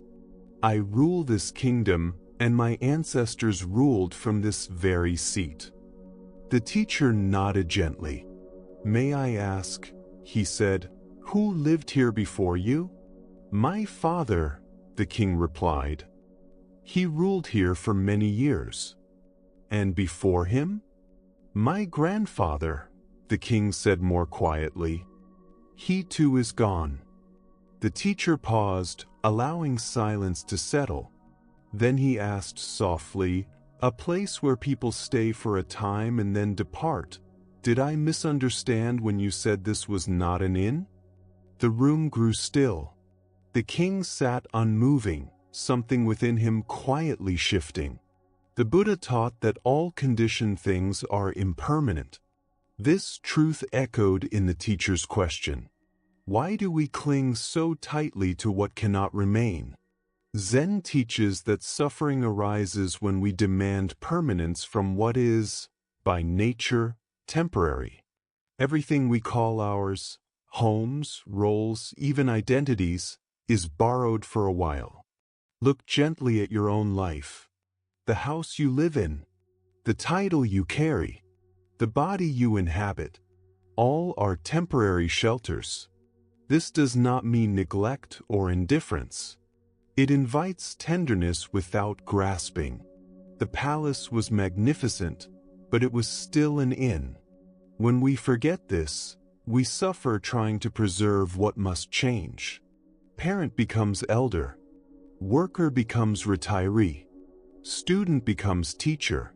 Health shifts. Circumstances turn. These are not failures. They are expressions of impermanence. Thich Nhat Hanh taught that because things are impermanent, everything is possible. Impermanence is not loss, it is openness. Pain can soften. Fear can dissolve. Old patterns can loosen. In Zen, we learn to care deeply while holding lightly, to love without clinging, to enjoy without demanding. We are all guests in this inn called life. Remembering this can bring sorrow or freedom. The Buddha advised us not to waste our temporary stay, but to cultivate wisdom and compassion while we can. Tonight, as you rest among your own temporary belongings, feel the quiet liberation of knowing you do not have to hold anything forever. Notice how this understanding can deepen appreciation rather than diminish it. And now we turn to another teaching, one that reveals how grasping itself becomes a trap. This wisdom comes from those who studied human nature as closely as the forest. In the warm jungles of Southeast Asia, where coconut palms sway and monkeys leap among the trees, hunters once discovered a simple way to capture these clever creatures. It required no force, no chase, only an understanding of the monkey's own grasping nature. And as this story unfolds, let your breath soften and your mind grow still. Most people would have seen this as the moment when drastic action was required. Either the bamboo must be cut down, or the dwelling would eventually be broken apart. To the ordinary mind, these seemed like the only two choices available: preserve the structure by destroying the bamboo, or allow nature to win and lose the shelter entirely. But Master Ryokan did not rush toward either conclusion. He sat quietly within his hut, listening to the subtle sounds of growth beneath the floor. He observed how the bamboo did not grow in anger, nor with any intention to harm. It grew simply because growing was its nature. Rather than cutting the bamboo, he chose a third way. He gently removed sections of the roof above the strongest shoots, allowing them to pass through without resistance. Where the bamboo pressed against a beam, he adjusted the beam. Where the bamboo reached toward the sky, he made space for its reaching. Over time, the hut transformed. Slender stalks of bamboo rose through the floor and roof, standing quietly within the dwelling itself. Sunlight filtered down along their green stems, casting soft shadows across the simple room. The hut no longer resisted the forest. It breathed with it. Visitors who came upon the mountain dwelling were astonished. They expected to see a ruined shelter overtaken by unchecked growth. Instead, they found a living harmony between human intention and natural movement. The hut still stood. The bamboo still grew. When asked why he did not destroy the bamboo, Master Ryokan replied softly, "Why should I break what wishes only to become itself?" This teaching points us toward a deep truth about our own lives. Much of our suffering comes not from what arises, but from how we resist what arises. We fight emotions as if they were enemies. We struggle against change as if it were a mistake. We attempt to control life rather than learn how to move with it. Like the bamboo, thoughts and feelings grow according to their own conditions. When we cut them down forcefully, they often return stronger. When we make gentle space for them, they pass through naturally. Accommodation, not domination, becomes the path to peace. The bamboo did not destroy the hut. Resistance would have. By yielding, the structure survived. By allowing, harmony emerged. As you rest here tonight, notice where you have been fighting the bamboo in your own life. Perhaps it is an emotion you judge as unwanted. Perhaps it is a change you did not plan for. Perhaps it is a version of life that no longer fits the shape you imagined. What would happen if, instead of cutting it down, you made space for it to pass through? Not surrendering your wisdom, not abandoning discernment, but loosening the struggle that tightens the heart. Zen teaches that the soft overcomes the hard. Water yields, yet it shapes mountains. Bamboo bends, yet it does not break. As your breath slows and your body settles, imagine yourself becoming like the bamboo. Rooted, yet flexible. Present, yet unresisting. Strong, not because you hold rigidly, but because you know when to yield. Let the mind soften. Let the grip loosen. Let life move through you without obstruction. In this gentle allowing, rest becomes natural. And in rest, wisdom quietly returns. Once again, Master Ryakan chose gentleness instead of opposition. With calm attention, he lifted portions of his roof, shaping openings that allowed the bamboo to continue its quiet ascent, so the young stalks could emerge freely into the open sky above his simple dwelling. The bamboo answered this kindness by growing steadily upward, passing through the roof and stretching calmly toward the light. In time, the result became something quietly extraordinary. The master found himself living within a hut where living bamboo rose from the earth below and extended into the open air above, a home formed by both human hands and the patient rhythms of the forest itself. He did not regard this as damage or loss. Instead, he welcomed it as a deepening of his connection to life's natural unfolding. Unconcerned with how unusual the arrangement might appear to others, Master Ryakan continued his daily rhythm of meditation, study, and silent reflection. He sat in zazen beneath the living bamboo that now shared his shelter, discovering that its presence brought a gentle awareness of seasons, weather, and change that walls alone could never provide. The bamboo became quiet companions, growing and shifting with time, whispering softly when the wind passed through, casting moving patterns of light and shadow that drifted slowly across the room. What first appeared as a threat was transformed, through willingness and care, into a quiet enhancement of his mountain life. As the Buddha taught, all conditioned things are subject to change.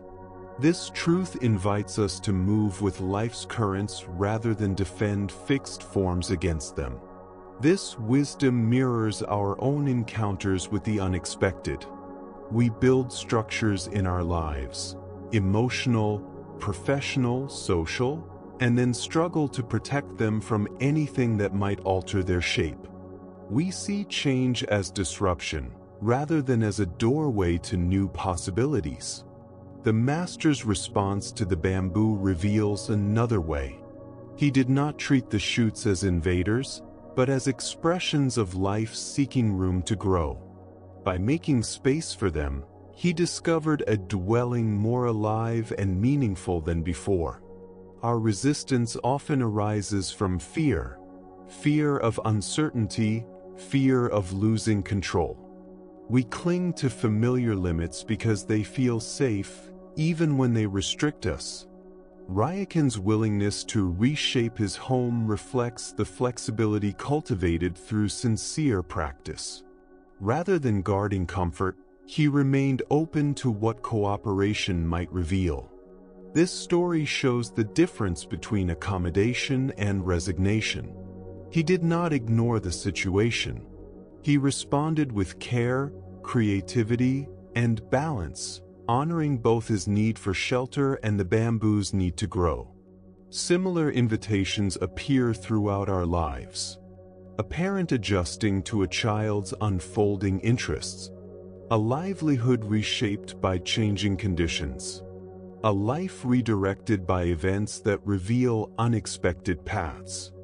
Zen nurtures an adaptive wisdom, the capacity to meet what arises with openness rather than rigidity. It asks us to trust that movement and change may carry us somewhere wiser than our original plans.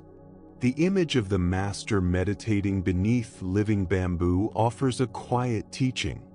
Spiritual practice does not require separation from life's movements.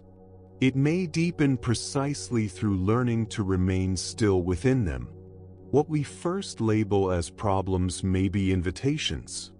The bamboo seemed dangerous, yet became a gift. So too, our challenges can become sources of growth when met with curiosity and care. We often believe peace requires perfect conditions. Yet this story suggests peace grows stronger when we learn to welcome whatever arrives. As you rest tonight, Consider where change presses gently against your own structures. Is there room to loosen a few boards, to allow life to pass through more freely? The Buddha reminded us that wisdom dwells in water, steadiness in mountains, and clarity in forests. By moving with life rather than against it, we discover a deeper security, one not built on control, but on harmony. Now, as the breath softens and the body grows heavy, let us drift into a story about faith and doubt. This is the tale of the wishing tree. A poor man walks slowly through a dense forest. His shoulders bend beneath unpaid debts, strained bonds, and postponed dreams. Each step carries the weight of his worries. Sunlight filters softly through the canopy above, yet he sees none of it. His thoughts circle endlessly, one concern giving birth to another. Weary in body and mind, he stops beside a tree that seems ordinary enough. Its trunk is wide, its bark cool and steady against his back. As he rests there, he becomes aware of his thirst. "I wish I had something to drink," he whispers. In that moment, a cup of clear, cool water appears in his hand. He stares, uncertain, turning it slowly, searching for explanation. Still doubtful, he drinks. The water is pure and refreshing, exactly what his dry throat longs for. "Strange," he murmurs. Then hunger stirs within him.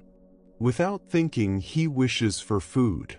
A simple meal appears before him: fresh bread, ripe fruit, and vegetables fragrant with life. He eats slowly, wonder growing with each bite. "My wishes are coming true," he says softly. Excitement rises within him. "Well then," he smiles, "I wish for a home of my own." Before his eyes, in the clearing beyond the tree, a beautiful house quietly comes into being. It was more than he had ever imagined. Wide rooms bathed in gentle light, soft furnishings that invited rest, gardens alive with quiet color and fragrance. His chest filled with joy as he stood there, gazing at the home before him. "If I live in such a place," he thought softly, "I will need help to care for it."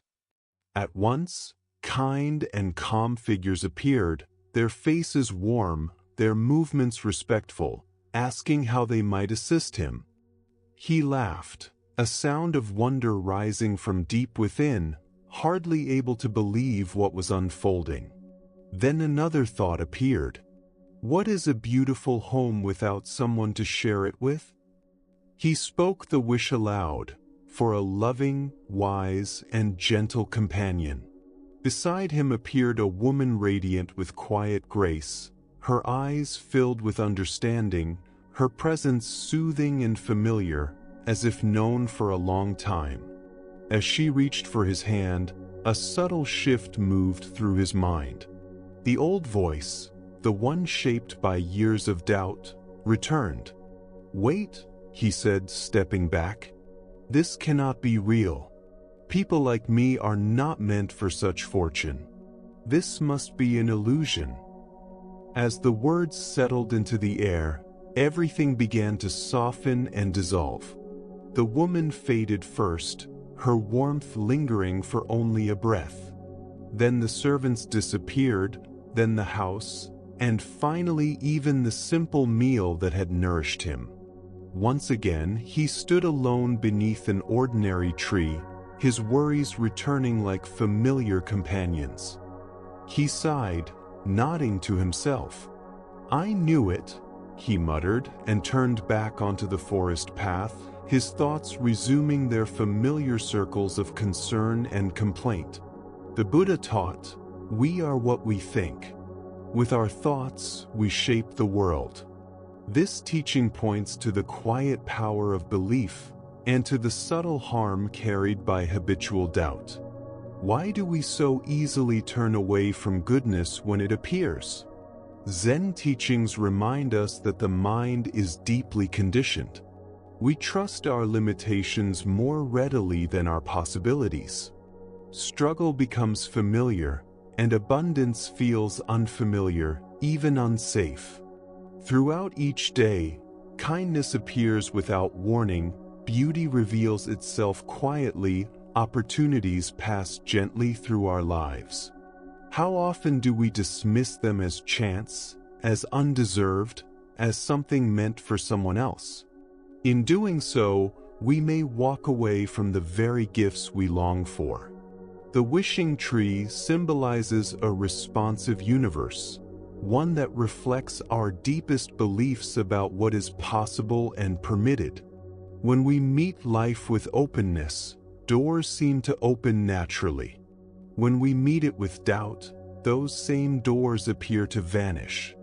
The man beneath the tree lacked nothing, yet his belief in his own unworthiness outweighed what he could see and touch. This is the quiet tragedy of self-doubt. It convinces us to abandon our own refuge. Zen teacher Suzuki Roshi once said, "You are perfect as you are, and there is still room to grow."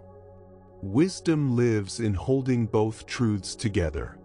The man could not allow himself this balance, to be worthy and to change.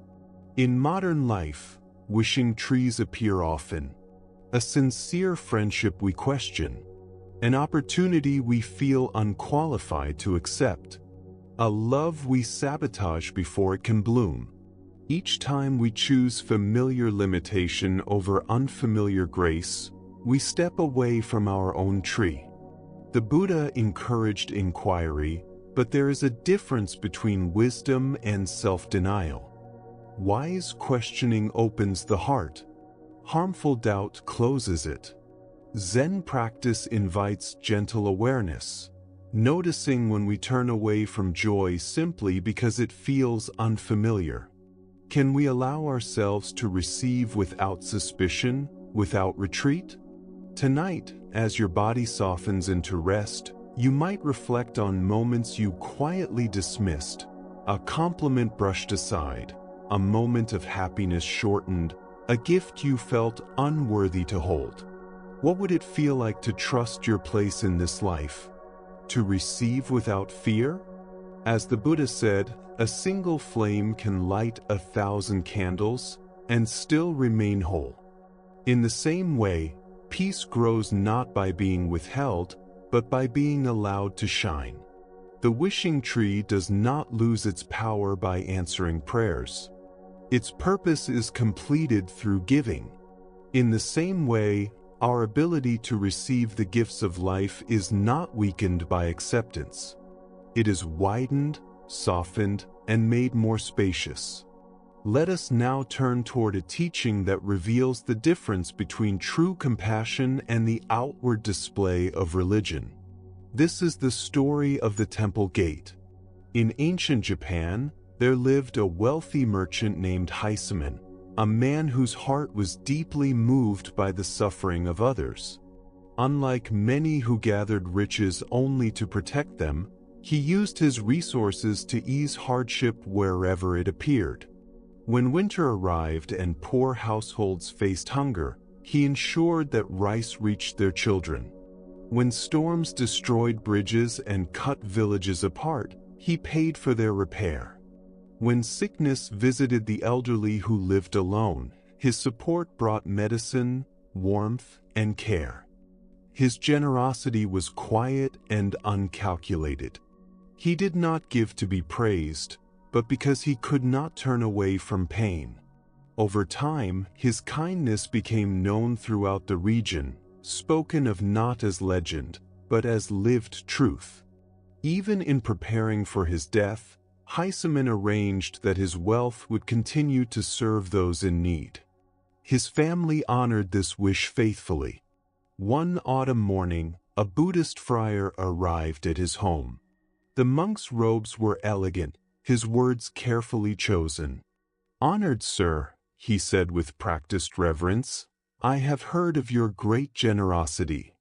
Our temple requires a grand gate, one worthy of welcoming worshippers and displaying devotion to the Buddha. Such a gift would bring you great merit and ensure your place in the next life.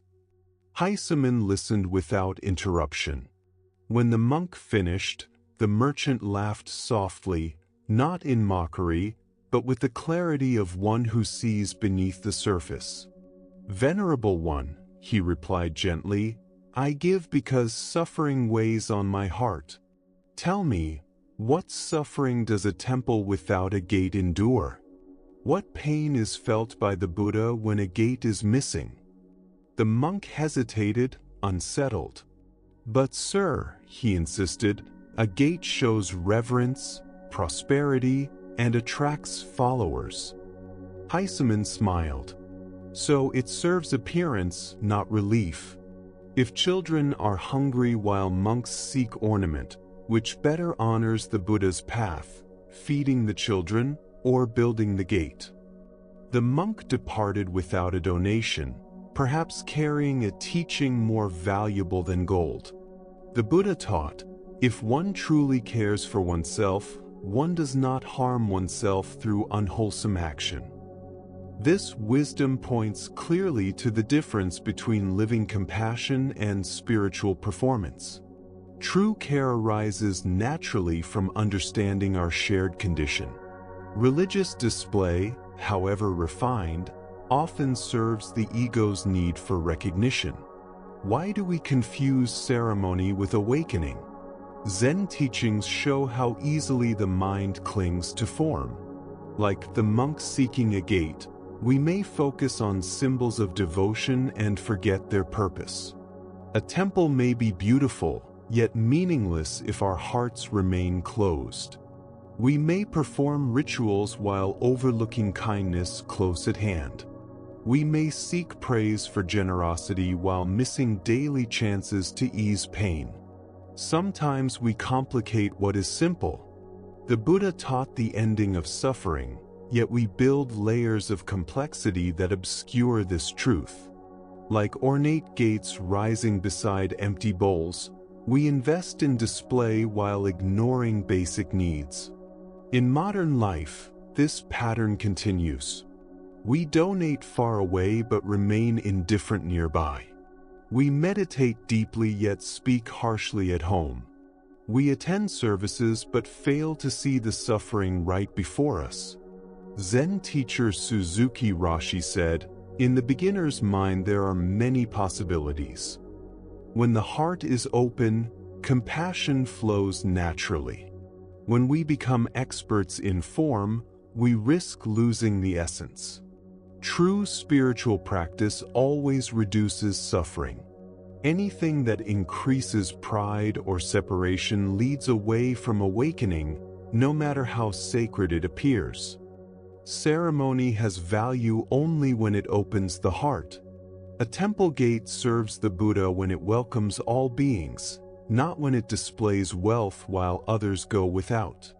As the Buddha taught, hatred is never ended by hatred, but only by love. Tonight, as you rest quietly, you may reflect on your own actions. Which ones ease suffering? Which ones serve appearance? As the Buddha said, one peaceful word is better than 1,000 empty ones. Now let us turn to a story about honoring inner truth when offered the rewards of the world. This is the tale of the philosopher Zhuangzi. Beside a calm river, where clear water moves over smooth stones and willow branches drift in the current, the sage sits in stillness. Sunlight warms his simple robe as he watches the water's endless flow, seeing in it the nature of all becoming. His mind rests without striving, content to be nowhere else. Then footsteps approach. An official dressed in silk arrives, bearing the authority of the royal court. He has traveled far with an offer few would refuse. "Master," the official begins, "the prince has heard of your wisdom. He invites you to serve as advisor. You will live in comfort, hold great influence, and shape the fate of many." Zhuangzi does not turn. The river continues speaking to the stones. Fish move freely beneath the surface, seeking neither rank nor recognition, following only their nature. After a long stillness, during which the court official begins to wonder whether the sage has not heard him, or whether his awareness has drifted too deeply into silence, Zhuangzi finally speaks. His voice is calm, unhurried. He does not turn from the river. "I have heard," he says gently, "that your prince possesses a sacred turtle shell more than 2,000 years old. This relic is kept within the palace, wrapped in fine silk and embroidered cloth, resting inside an ornate chest, honored as one of the kingdom's greatest treasures." The official nods eagerly.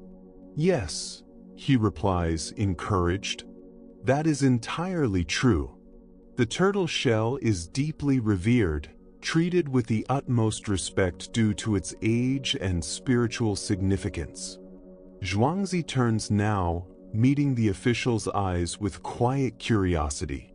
"Tell me," he asks softly, "if that turtle had been able to choose its fate, what do you think it would have preferred?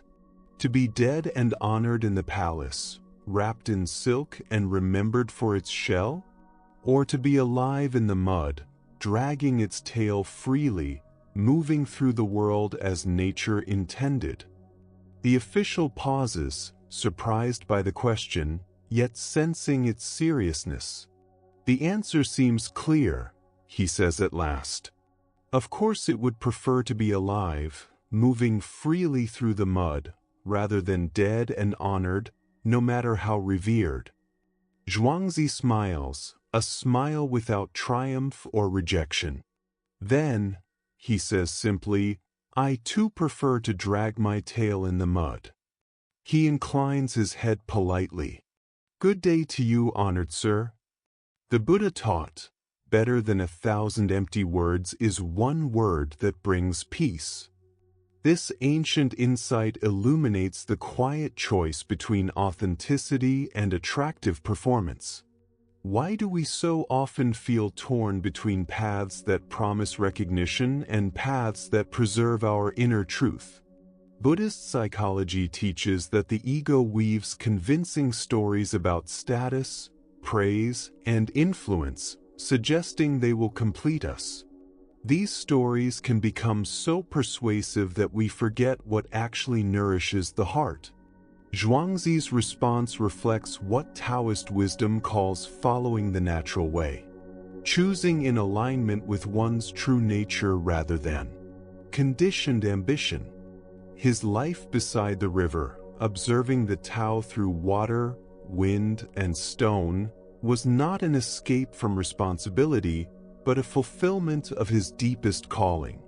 The court position offered everything the world celebrates: prestige, comfort, authority, admiration. Yet he understood that accepting it would require him to abandon himself, to become a polished shell instead of a living being. This story speaks quietly to anyone who has felt pressured to accept opportunities that feel wrong within. A promotion that erodes integrity. A lifestyle that suffocates creativity. A role that rewards performance but demands silence of the soul. The turtle shell symbolizes success achieved at the cost of vitality. Recognition that arrives only after we stop being alive in our own way. Ajahn Chah taught that peace does not come from having more, but from wanting less. We suffer not because life withholds from us, but because desire keeps tightening its grip. Zhuangzi's ease beside the river embodied this truth completely. Alive, unadorned, untrapped. Free to move, free to breathe, free to be. Tonight, as the world grows quiet, you may gently ask yourself, where am I being invited to become a shell? And where might I choose instead to remain alive, dragging my tail peacefully through the mud, exactly as I am? The sage's decision also reveals a quiet confidence in what Taoist wisdom calls effortless alignment, acting in harmony with the natural current of life rather than forcing oneself toward imagined destinations. His days unfolded according to living rhythms instead of rigid plans, allowing each moment to guide the next with gentle clarity.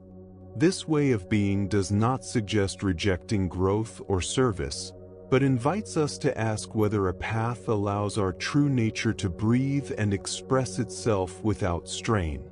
Some are genuinely suited to positions of authority and guidance. Others serve life most fully through simplicity and unseen devotion.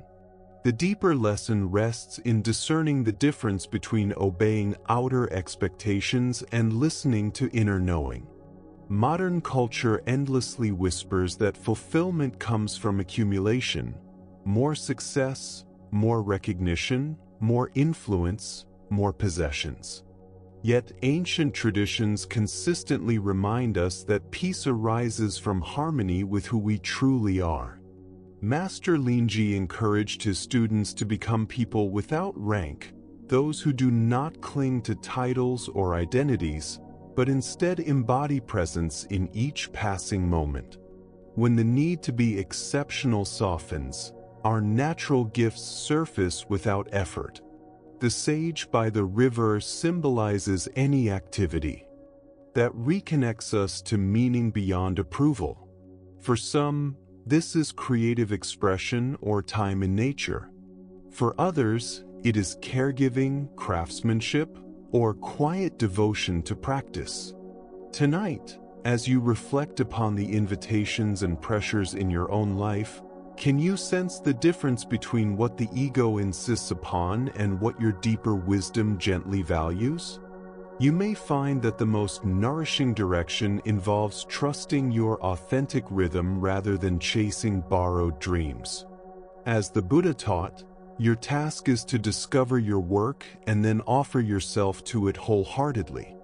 At times, that sacred work looks very much like dragging one's tail through the mud. And sometimes, that is precisely where peace lives. Now, let us drift into another story, one that speaks softly about presence, absence, and the invisible boundaries between solitude and availability. Long ago, Master Sengai developed a curious habit that both confused and quietly delighted those around him. On certain days, without warning or explanation, he would close the wooden gate of his quarters and hang a simple sign that read, "Out today." And yet, anyone passing by could plainly see him through the fence, strolling gently through his garden, tending flowers, sitting in stillness, or resting beneath the open sky. The master made no attempt to conceal himself. He moved naturally through his day, watering plants, sweeping fallen leaves, or reading beneath his favorite tree. To observers, he appeared entirely at home, making the sign seem either playful or paradoxical. One afternoon, a samurai official familiar with the master passed by and noticed Sengai clearly visible among the blossoms. Approaching the gate with a smile, he called out, greeting the master warmly and requesting a conversation. Sengai lifted his gaze from the chrysanthemums and calmly pointed toward the sign on the gate. "Please read what it says," he replied without emotion. The samurai, increasingly perplexed, gestured toward the master. "But you are right there. I can see you. Surely you are joking." Sengai waved gently, his expression unchanged. "The sign says I am out. That is completely true." And with that, he returned to his flowers, offering no further explanation. The samurai lingered for a while, watching the master continue his quiet work, trying to grasp this strange encounter. Eventually, shaking his head, he departed, leaving Sengai in his chosen form of absence. As the Buddha taught, peace arises from within, Do not search for it outside yourself. This wisdom speaks deeply to our modern struggle with boundaries between constant availability and inner refuge. Why is it so difficult to protect our inner stillness even when we are physically present? This story reveals our complicated relationship with accessibility and the guilt we feel when we are not endlessly available to others' expectations. In a world of constant notifications and demands, we are urged to respond immediately and remain endlessly reachable. We have forgotten the ancient art of knowing when to be present and when to be out, regardless of where the body stands. Master Sengai understood that true availability is not measured by visibility. Sometimes we must withdraw from interaction to return fully to ourselves, to our practice, or simply to rest in being. We often confuse physical presence with emotional or spiritual openness. How frequently do we assume that visibility equals availability? How often do we overlook subtle signals that someone needs space simply because no wall has been raised? Zen Master Yunmen taught that every day is a good day, not because every day holds the same demands, but because each day reveals what is appropriate. Some moments invite engagement, others require solitude. Wisdom lies in sensing which is needed now. We see this truth reflected everywhere. A parent who loves deeply yet needs quiet to remain patient, an artist protecting inspiration, a practitioner guarding sacred time. The samurai's confusion mirrors our discomfort with boundaries that do not serve our convenience. We expect others to match our rhythms rather than honor their own. This teaching also clarifies the difference between isolation and intentional solitude. Sengai was not avoiding life. He was choosing presence with himself. Our minds often treat availability as a moral duty rather than a conscious decision, leading to exhaustion and quiet resentment. Clear boundaries, simply stated, restore balance. Sengai offered no explanations, no apologies, only truth. Tonight, consider your own boundaries. When might you need to be out, even while present? What would it feel like to honor your inner rhythms without guilt? The Buddha said that you, too, deserve love and care. Part of that love is knowing when to offer yourself to others and when to return to yourself. Now, let us gently turn toward another teaching, one about misunderstanding effort and awakening. This is the lesson of the tile and the mirror. In a silent meditation hall, a devoted student sits perfectly still, posture refined, breath steady, focus sharp. Day after day, he practices with unwavering discipline, convinced that through persistence alone he will attain enlightenment and become a Buddha. His dedication is sincere. He rises before dawn, endures discomfort, and returns repeatedly to the cushion. Meditation, in his view, is the path, and enough hours will surely produce awakening. His teacher observes quietly. One afternoon, as the student sits deeply absorbed, the master takes a roof tile and begins rubbing it against a stone. The sound breaks the stillness. The student struggles to ignore it, but curiosity wins. Opening his eyes, he watches the master scrape the tile rhythmically. Finally, he asks, "Master, what are you doing?" The master looks up calmly and replies, "I am polishing this tile until it becomes a mirror." The student gazes on, confused, as the teaching begins to unfold.